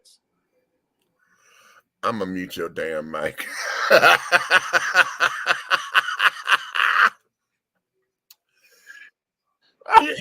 Specifically speaking, okay, I would love to hear us as an entire voice. Okay. I would love for us to hear when we're talking about jobs and job security, right? I would love for us to hear people say those who are in production. You know, you are in high production. Those who work in the factories, those who work in the temporary jobs, where you go into these car parts places where they only pay a minimum wage. Those who are in those kind of labor ready jobs that only comes down. When you go to the Secretary of State, they say that that's not skilled labor because you wasn't trained on nothing. They consider that unskilled labor, right? But the unskilled laborers of the world, honey, are the backbone of everybody's economy, which is why it is, you know, we're talking about sweat factories and stuff over in China and carrying on because y'all talking about they got the kids working, making no money. And we got more care about factories in China than we do about American citizens. That's right. When are we going to take pride in our workforce here? When are we going to let those jobs out there and pay a decent living without killing themselves? Folks are on those damn kind of jobs, child, working in I won't say slave-like conditions, but hell, that there becomes gruesome on the body. I've only worked in a car parts place. I went to a temporary service, honey, and I think I worked maybe 2 days. But them 2 days of sitting down there, after you become robotic because there's nothing there. Pick up the donuts, put them on the damn thing. You got 12 donuts. Put the little donuts out of all this oil on the wrought iron damn burner. Rack. You take the rack, pick this heavy ass rack up, you put it on the chain, it go through the burner, you go over there, you get that section, take off the thing, you get the hot rack with all the damn grease on your gloves, burning the shit out your hands. You get the hot rack, bring the hot rack back, start all over again. Boom. Okay. That's robotic. And it's like wear and tear.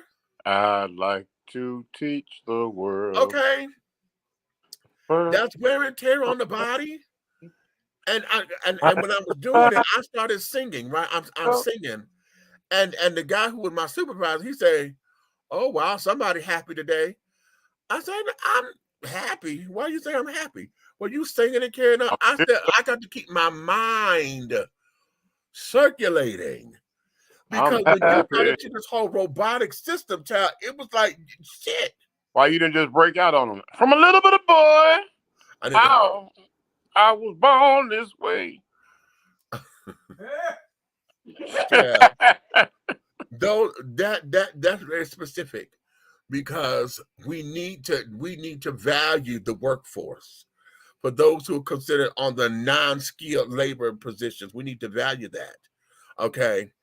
We also need to take the minimum wage up. There is no way on this continent, in this world, where $7.25 an hour is anybody's livable wage, especially when rent keeps skyrocketing the way that it does. Why don't they take them phone centers and move them over here and give them jobs to American people and pay them right? How about that? Huh? Okay. How about that? As far as workforce and carrying on is concerned, we also need to go in and we need to have it to where part-time employees can get health care benefits. And they need to go over to Nigeria and slap the hell out of everybody who's doing scams from over there.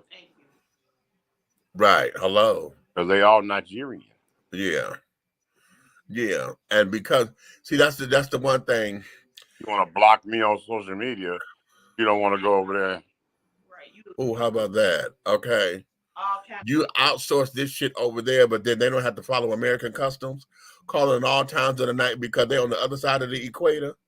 Right. Or the timeline or whatever. Bitch, it is 9 o'clock in the evening. What the fuck are you calling here? Well, here it's 3 o'clock in the afternoon over there. Right. You know. Yeah. Can I speak to Demetra? Right. Dimitri? Okay. Oh, Demetrius. Demetrius. Right. That's the one. Demetrius. Can I'm I? like, what? Hello, level? Okay. Right. Level. Like you imbalanced son of a night on me. Look, you could say, hey, you know what? When they call her phone, and I asked, just to show you how ignorant overseas they is. Hello, can I speak to Naomi? Speaking. Right. Hello, Naomi. I want to call you to say that this today is your lucky day. Is it? Yeah. Yeah. Yeah. And that there, you know, as far as all of that is concerned, you know, those are some of the specifically when we talk about education, we really need to talk about curriculum because how come we don't have textbooks yet? Where are, you know, they talk about critical race theory and this, that, and other. Where are the textbooks? And this is, I keep asking out of the power to the people too. And every time it's an election year, y'all keep talking about these goddamn schools or whatever that we need, and we need to teach. Where are the textbooks? Where are the books that are needed to give the history lesson? And don't give me the video because Tyreek and them that did Hidden Colors and this, that, and the other. Where are the textbooks that got the information so we could cross-reference and have a thorough curriculum on this? Okay, here's the problem with that. Have you ever seen a millennium child pick up a textbook? Okay. First, they're going to look at it and analyze it like it's a new species. Well, okay. Okay, they so lazy, they came out with all the new ways for the book to read to you. Okay. I'm just saying, but you got to think about it. There's a time where our research was 20 books stacked up on a table, and you got to go all of them. You know, so you might grab a paragraph from each one and put it together to get a paper out of it. Exactly. And then you had the footnote again. But the point is, but even still, even with this modern technology here, that's a job right there. Where are you hiring voiceover work? I'm looking for voiceover work where we can sit down there and speak the books, and we're gonna read them and carry it on. You know, all right. We can have the vocal textbooks or whatever, or the digital books or whatever the case may be. Where are the materials? Okay, where are the teachers' salaries being increased? There's no reason that we're sitting up here celebrating sports being paid $20 million, $150 million over 5 years, and a teacher still struggling only $35,000 a year. That's right. That makes no sense. How is it that? And then on top of that, we're closing schools. And then here's one for you. How many judges make less than 6 figures? How about that? Okay. We're closing schools and things of that nature. Y'all should be talking about overcrowding a school because you close this one down to ship everybody over here, and then you're overcrowding. Okay, creating the pipeline to prison bullshit that you say that you don't want. You understand? These are the specifics because this particular dynamic, if you will, is more so prevalent in a lot of the urban settings. And now suburbia is starting to talk about the curriculum because suburbia is even saying that we're not getting the materials. And you know that there in the late 90s, early 2000s, when suburbia got to talking about this ain't right. Because we ain't when the children started saying where the money at, we knew there was a real problem. Because all we knew that the suburbs were getting everything. But suburbia said, we ain't getting what you think we getting. And they started coming to these damn meetings. Okay, well, where is it? So when we're talking about education, what is the problem? What exactly are we trying to educate? Who are we trying to educate? And why is it that you're talking about you want to talk about public schools, but yet you're ready to privatize every damn thing because took all the sports out. Y'all know sports and the arts and everything are ways to keep the children engaged, and this is how they learn life lessons and all the skills. Okay, but that is the story of that, bro. That is part of the plan. The part of the plan of our demise of the Afro-American families had kicked in from the time they let the government into your home, demasculating the man, making the woman think that she didn't need him in the household by replacing him with food stamps and TANF, okay, and giving her a voucher to pay the rent. All that is replacing the black man in the home to destroy it. Then now, when you raising up these independent, eclectic, ignorant, non-common sense thinking children, now the way to doggone control that entity right there is to take away all the power. You know what I'm saying? Because one thing that was destroying the Caucasian or the European swagger world was the fact that they couldn't take away education from us, and no matter where you turn, most of the inventions that we need in this world to survive today, to even doggone get from point A to point B, was created by a black man. So the way to shut it down is to take everything powerful in the curriculum buildup. Everything. Okay.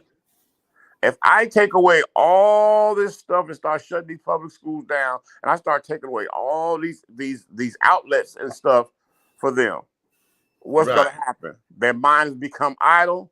I get to build prisons, and it's like a reverse role of slavery. I got you, nigga. Okay. Every one of them is worth $500,000 with 10 years in prison. How about that? Okay. How about that? Don't make no sense. But excuse me, it ain't all about jokes with me, y'all.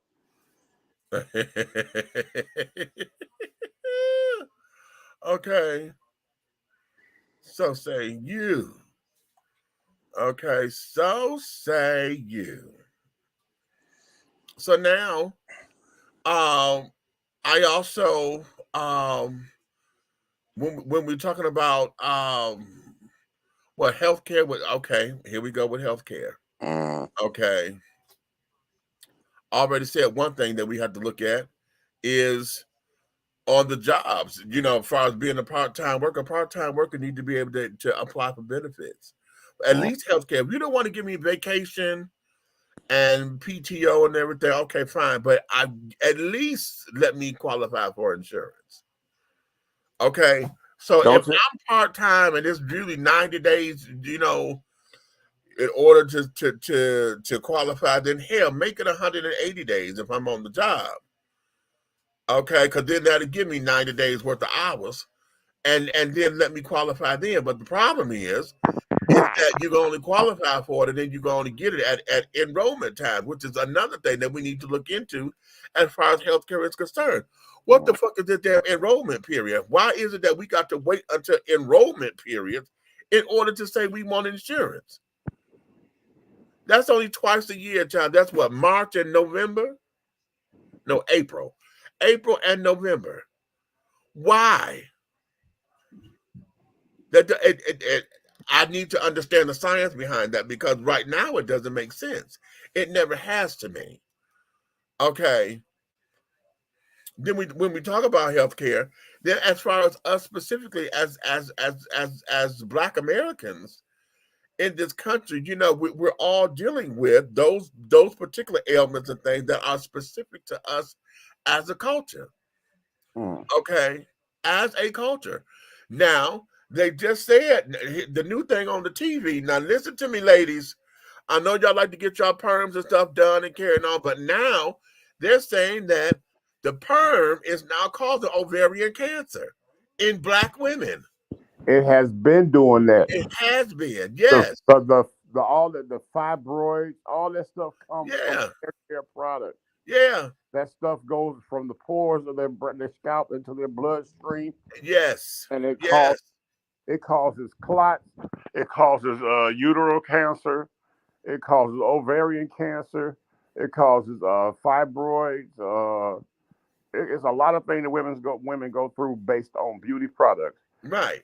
Now, this is the question: don't the government got to pass this stuff before it hit the shelf? And that's I've said that forever.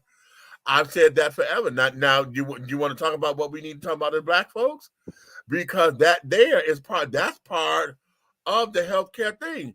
If these chemicals are absorbed through the skin, why is it that we got hair products with all these chemicals, honey, that got to lay on the skin in order to get the hair to straight? You're going down to the roots, honey. That's on the scalp. That's skin.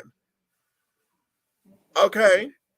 And now, we said this a while ago, them same products, because they have a lot of estrogen in them, that there is what's causing men to become ultra feminine. Okay, but that started with the carefree curl.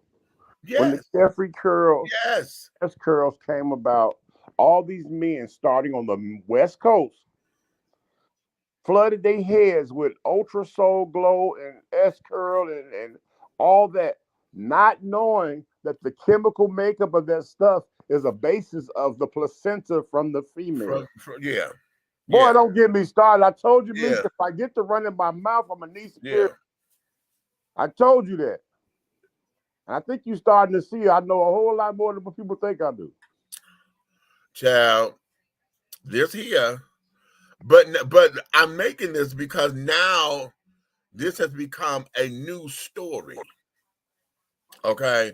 This has been on all the news, all the major news platforms on ABC this week. Okay? See, this is why we over here. So you want to whip me or something. So that there, when it comes down to being specific. So again, what do we as Black folks, when we're going to attack these particular issues, what is it that we need to do?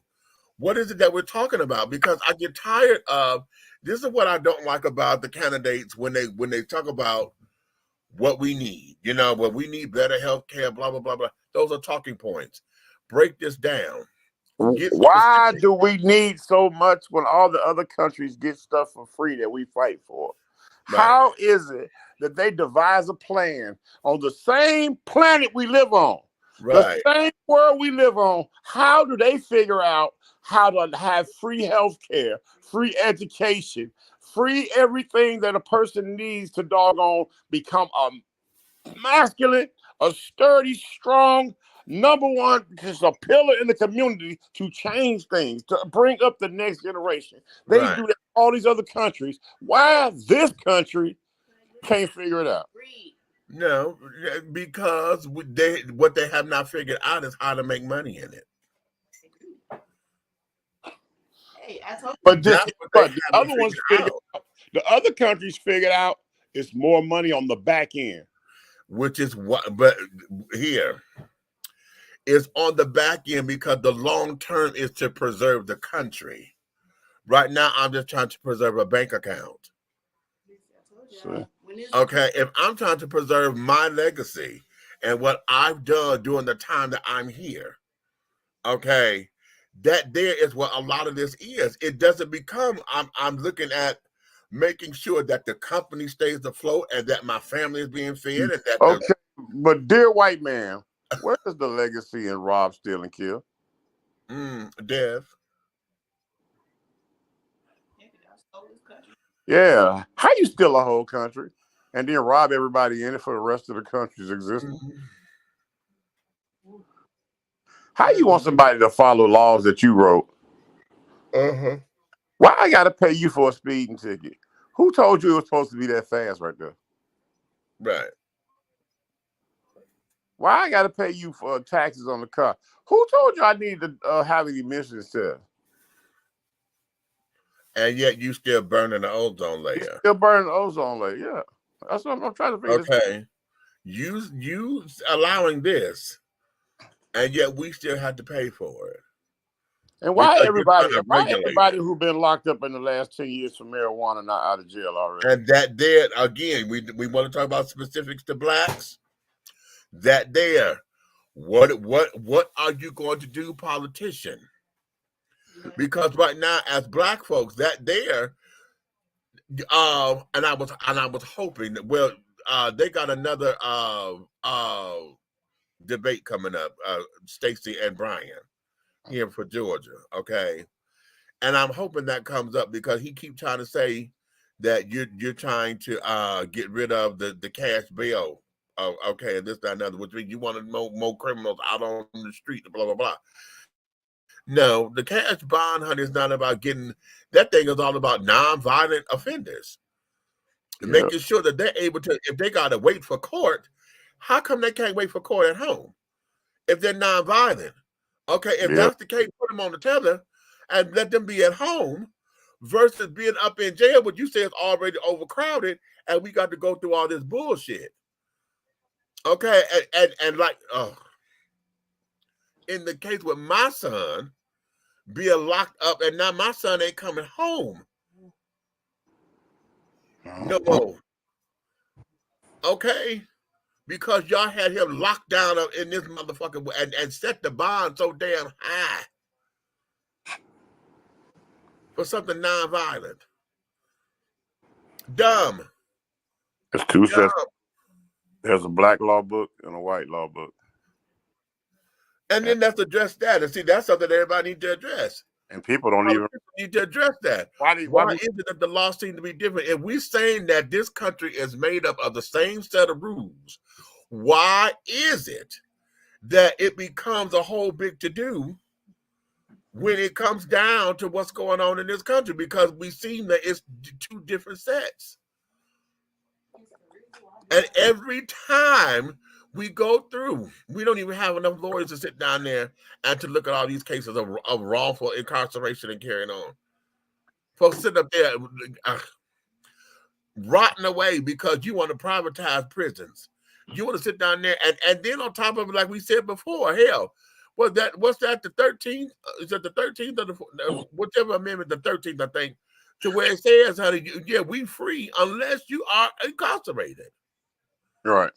Slavery has not ended, honey. Slavery is still slavery because that's worded in the Constitution. Slavery, slaves are free unless they become incarcerated, which means, well, you are still a slave.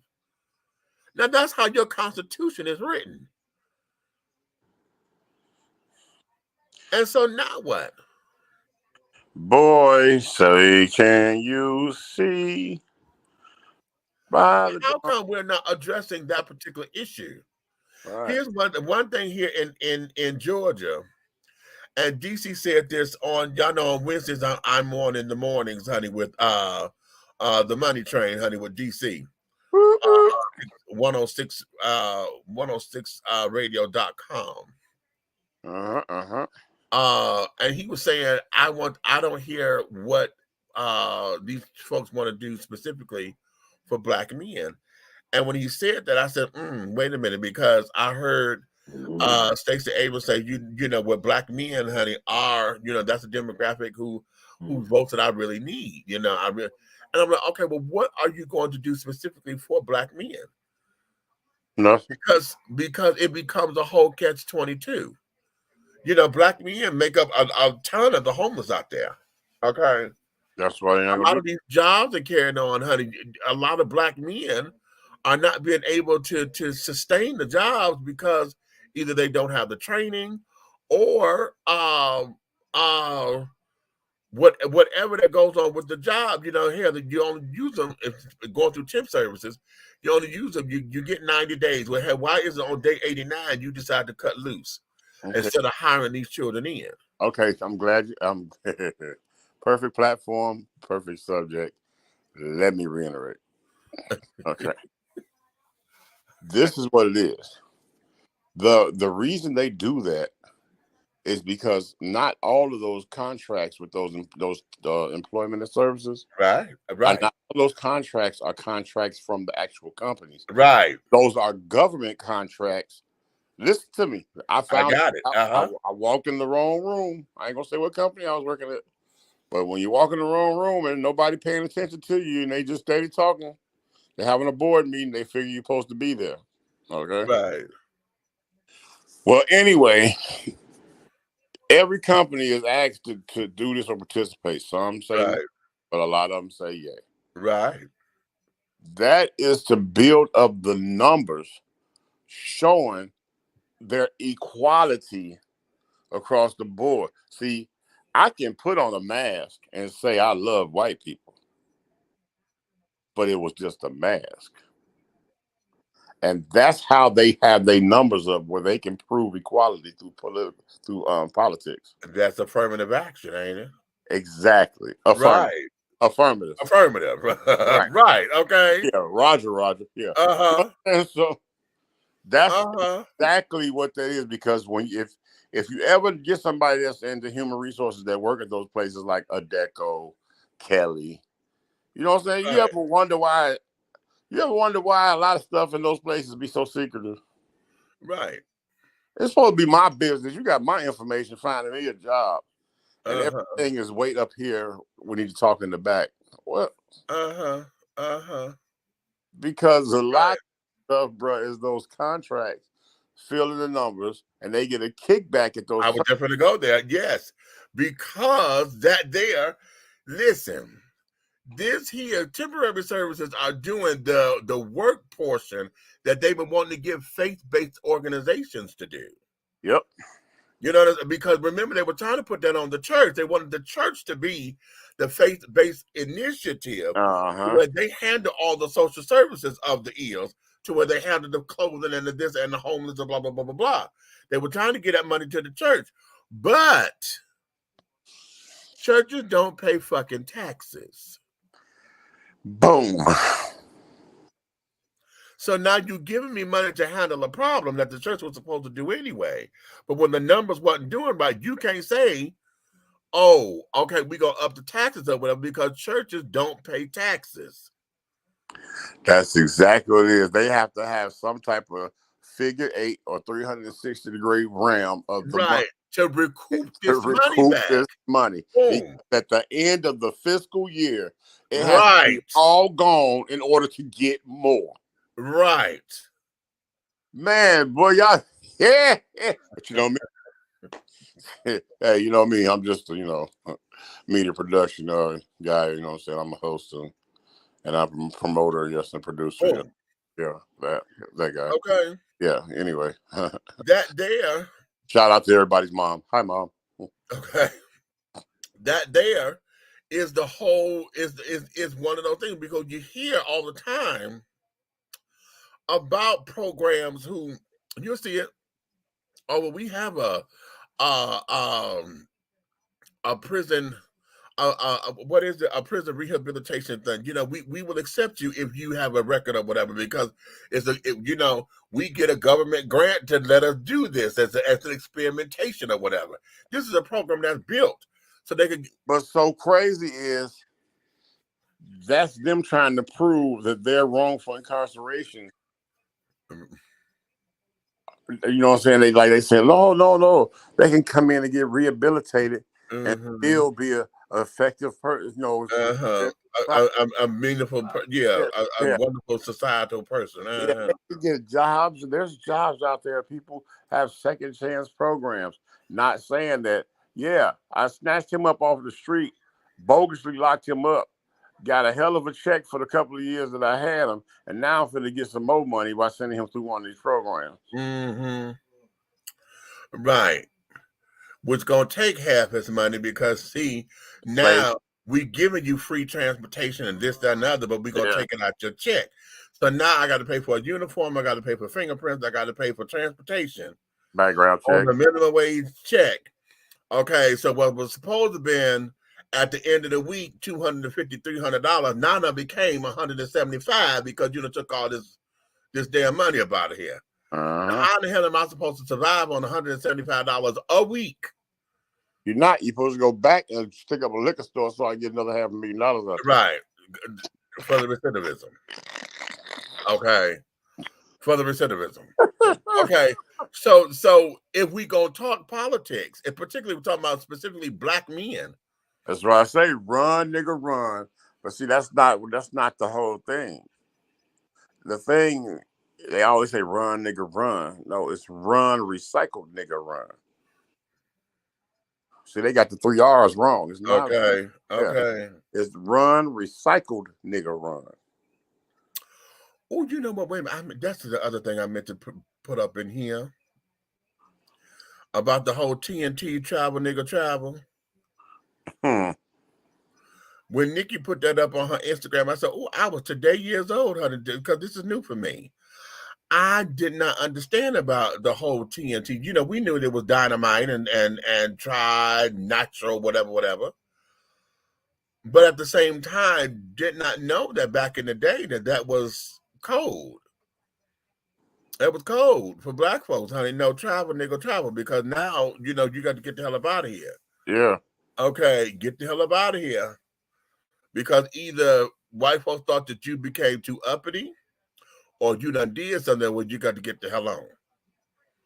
Okay.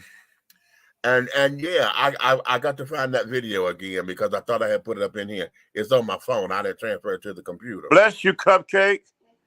I saw sparkles. Okay.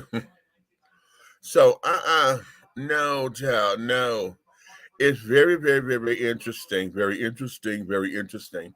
But I'm saying all this because here we are in this election time, and the information can probably get confusing depending on who you want to believe, depending on those who you look up to, depending on, you know, folks who are trying to tell you don't react emotionally because black folks always vote with their damn emotion. Everybody vote Big Red Fella. Okay. It'll be on the ballot. Just type it in. I wrote my name in a couple times, but not this election. I started to though. It was, but what it was, they didn't have a line for write in. That's why I didn't, because I was like, oh, I didn't want to give this person my vote. But he was the incumbent, and there was no line. I was like, well, child, he ain't going nowhere, because there was nobody to challenge him. Okay. I know. Well, one year, I forgot. I think we had a bunch of clowns and idiots on there, and I had every one of them. I put my name on. Yeah. Okay, because well, you wasted a vote and wasted. I know voting for me, honey, is never a wasted vote. How dare you? Hey, do you remember that? This was funny. It's all I do is because I don't know how it got by. Because remember they got votes. They ended up, yeah. Remember they made the paper, right? They made the airlines. Everything made. Do you remember the year that D's nuts almost? Yes. Yes. Oh my God! Wait a minute! I'm gonna look that up. Hold on. Research department, y'all here? I'm gonna look it up. Because I want to see what year that was. Hey, let me tell you something. Cupcake used to work for the airline during the time. Working for Frontier, and they had a D's Nuts coupon special flight. In order to get the discount, you got to put in D's Nuts on the coupon code. Child, that was the presidential race. Yes, and it was up on the ballot, but it had thousands of votes. Yeah, because it got 9% of the vote. Yeah, it got 9%. Yeah, in North Carolina.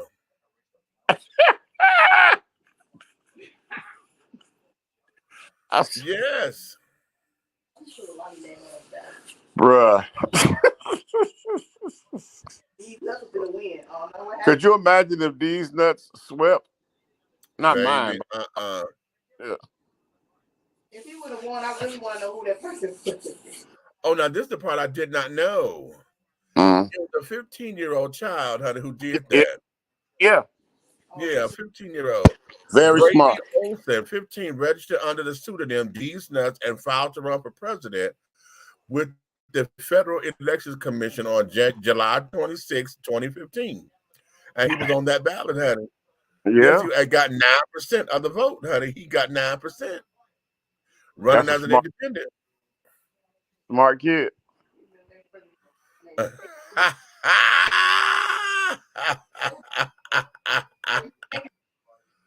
Hey, could you imagine if he'd have won and he'd have popped out a 15-year-old kid? They had to give it to him. That would have been a baby.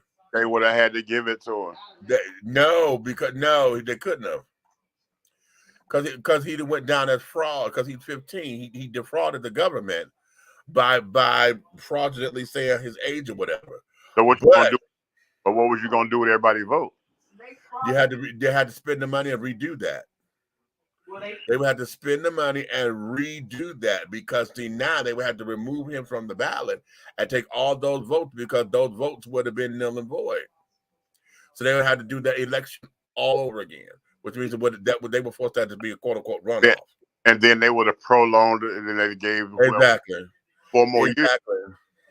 And that was 2016. So that was Hillary and Agent Orange. Okay. In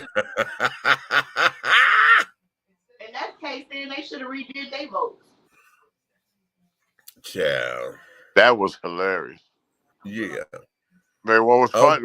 Well, I just said it was funny already, but then when that job Cupcake was had the coupon code these nuts with the squirrel on it. I never forget that. Put in this coupon code to get a discount flight. I love it. I love it. Yeah, she kept saying, "No, the coupon code is these." And I said, "Shut up." She showed it to me. I said, "Wow." Okay, and there you have it. Okay, and there you have it. Well, listen, children, that's gonna be it for the day because, child. Oh, say these nuts, and there you have it. And there you have it. Yeah, we're gonna let you guys go. I'm gonna sit down here and contemplate on things that I got to go through tomorrow. I'm trying to debate on whether or not I'm going to either go live from where I am or just do a Big Meats moment because tomorrow. Oh, wait a minute. Let me put the flyer up here because that's what I was doing. I was making sure I had the flyer. Okay. Okay. Read the flyer. That tickles me. Oh, that just tickles me head. Okay, here we go. Listen, tomorrow, honey, Dishing Tea Entertainment, honey, will be here at this event, honey. This is the Certified Indie Artist Tour that we will be participating in tomorrow, and we're going to be there to help with interviewing a lot of the participants and the indie artists at this particular event, okay? So if you're here in Atlanta and really want to hear some new music, new artists, maybe you want to have some collaborations and carrying on. If you are a music producer or whatever and looking to get into this thing, this should be the place for you. If you want to come out, hang and have a couple of cocktails or whatever, just to get, just to come out and do something different, this will be the event right here. And it's going to be downtown at 225 Ted Turner Boulevard, honey. Okay. What's the name of the place? The Machiavelli? No, not Machiavelli. I can't think of the name of the place right now. It's a lounge. Havali. It's Havali. Say it again. Havali Lounge. I said Machiavelli. I said Machiavelli. Listen to me, too. Okay. But yeah, we're going to be at the Havali Lounge at 225 Ted Turner Boulevard, downtown, and over there by Centennial Park and all of that here in Atlanta, Georgia, darling. So Big Meech and Big Red is going to be there as well, honey. He's going to be one of the judges, actually. That's right. To see what the talent is going to be doing. I'll be there interviewing. So I'm not sure if we're going to be coming live or not just yet. However, if we're here tomorrow at our regular time, you'll understand why. If we're not, you know why. And I may have something special for you. Even if you go live, just know that it's a good look. You know what I'm saying? If you're in Atlanta, come out because not only there's a lot of indie artists there, there's a lot of A&R people there, the major record labels, and you never know who you bump into because there's a lot of producers and celebrities that come to these events looking for natural talent. So right. It's also a reality TV show built around this actual showcase. Oh, so if you want to be on, so just know that subject to make your cameo. 15 minutes of fame, national TV. How about that? So this here is that. So that there's going to be that. I'm going to put this up here one more time, y'all. How many of y'all really understand this?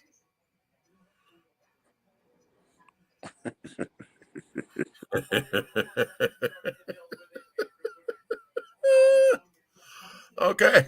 When I saw this, child, I screamed every time, honey. Because we all know that, honey.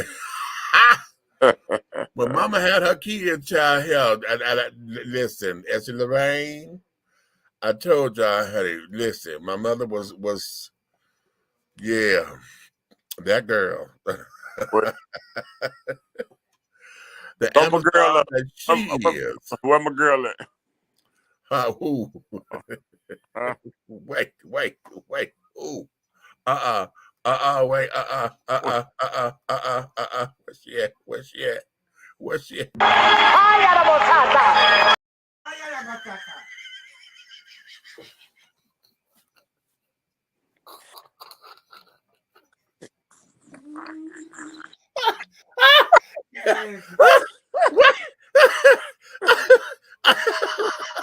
That just tickled the shit out of me.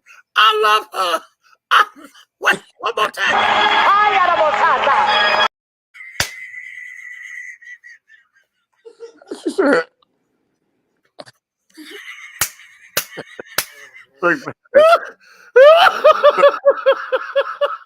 hey,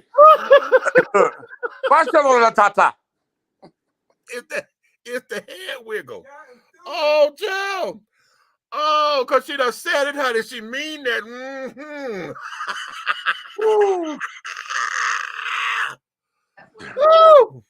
That's the head wiggle, boy. Oh, child, y'all know that works me over. Oh, good God Almighty, that works me all the way over, honey. I love her. I need to find out who the hell she is for real, honey. Yeah, we're gonna have to take her. We'll take a still picture of her. We're gonna have to take a screenshot, still picture of her, and try to load it into Facebook. Go to Facebook and see if it'll square up. Right. See if it's recognition. Good evening, Louise, honey. Well, okay. That is my shit. We're gonna let y'all go. We're gonna let y'all go, honey, because yeah, I gotta sit down here. I gotta get my mic and everything. I figure out what I'm gonna wear tomorrow. And don't forget your flag. Yeah, that's the mic flag is on there. Okay. It's on the mic and it's over here in this. Yeah. Mm-hmm. You in charge of the girls? I am in charge of the girls. Okay. All right. Okay. You better cool out because she's a heavyweight. Me and you got to step out back. No, it ain't no misunderstanding. Quick just accuse me of stealing. And I'm not about to. Wait a minute. I've just fucked it up. Now, Quick just accused me of stealing. If y'all gonna take off her quicker here, we can all be some fighting motherfuckers in here this evening. Come on, nigga. Bring your ass, nigga. Come on. Get up and come on, a motherfucker. He said, hey, Richard said, go ahead. You better go on. Right. Okay. Richard said, you better look out, boy. She's a heavyweight. Okay. Gonna accuse me of stealing. I'm about to kick his ass out here right now. Okay. You want to fight me? You want to fight? Well, come on. You want to fight me? Okay. You're gonna accuse me of stealing. The only thing I'm stealing out here today is your face. I'm not accusing you of stealing. You in charge of the girls, right? I am in charge of the girls. You in charge of the girls, right? I am in charge of the girls. Okay, well, if you're in charge of the girls, then. Okay. That's listen. I wish I had been on that set when they was doing that. I know. God, I know. The outcome. Hey, no, I'm gonna tell you what they would have had to get me off the floor. I'm gonna see if you remember this scene in that movie. Which one? When they was going by shooting up when they was going around shooting up the clubs, and they was doing the doggone club with the mamba, and he had the shakers in his hand. Baby. And that gun went off, the shakers went up. All his maracas, honey, went everywhere. Okay. Hey, that queen hit it. That big girl hit it. That was a queen. Now y'all knew that, honey. Y'all knew that was a woman. Okay, that girl. Damn. That girl hit it. When I say you see the maracas in the air, nobody standing where they came from.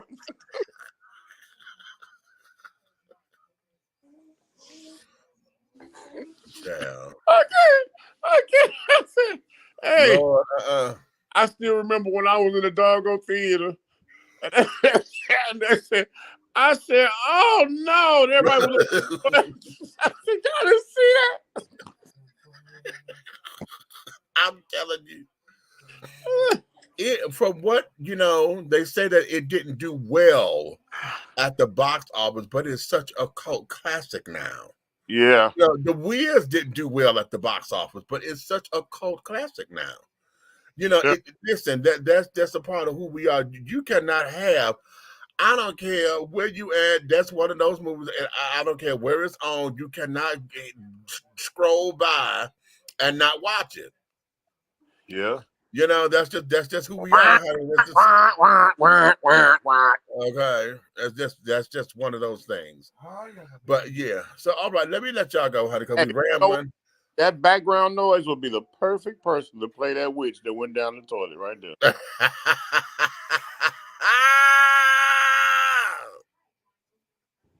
She can't sing though.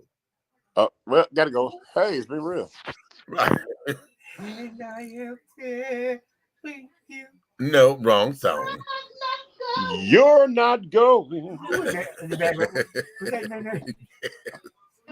You're the best man I ever know. Still wrong movie. You're gonna love me. That note said divorce. Right. Okay, you know what? That note say end of the show. I'm not even going out. No.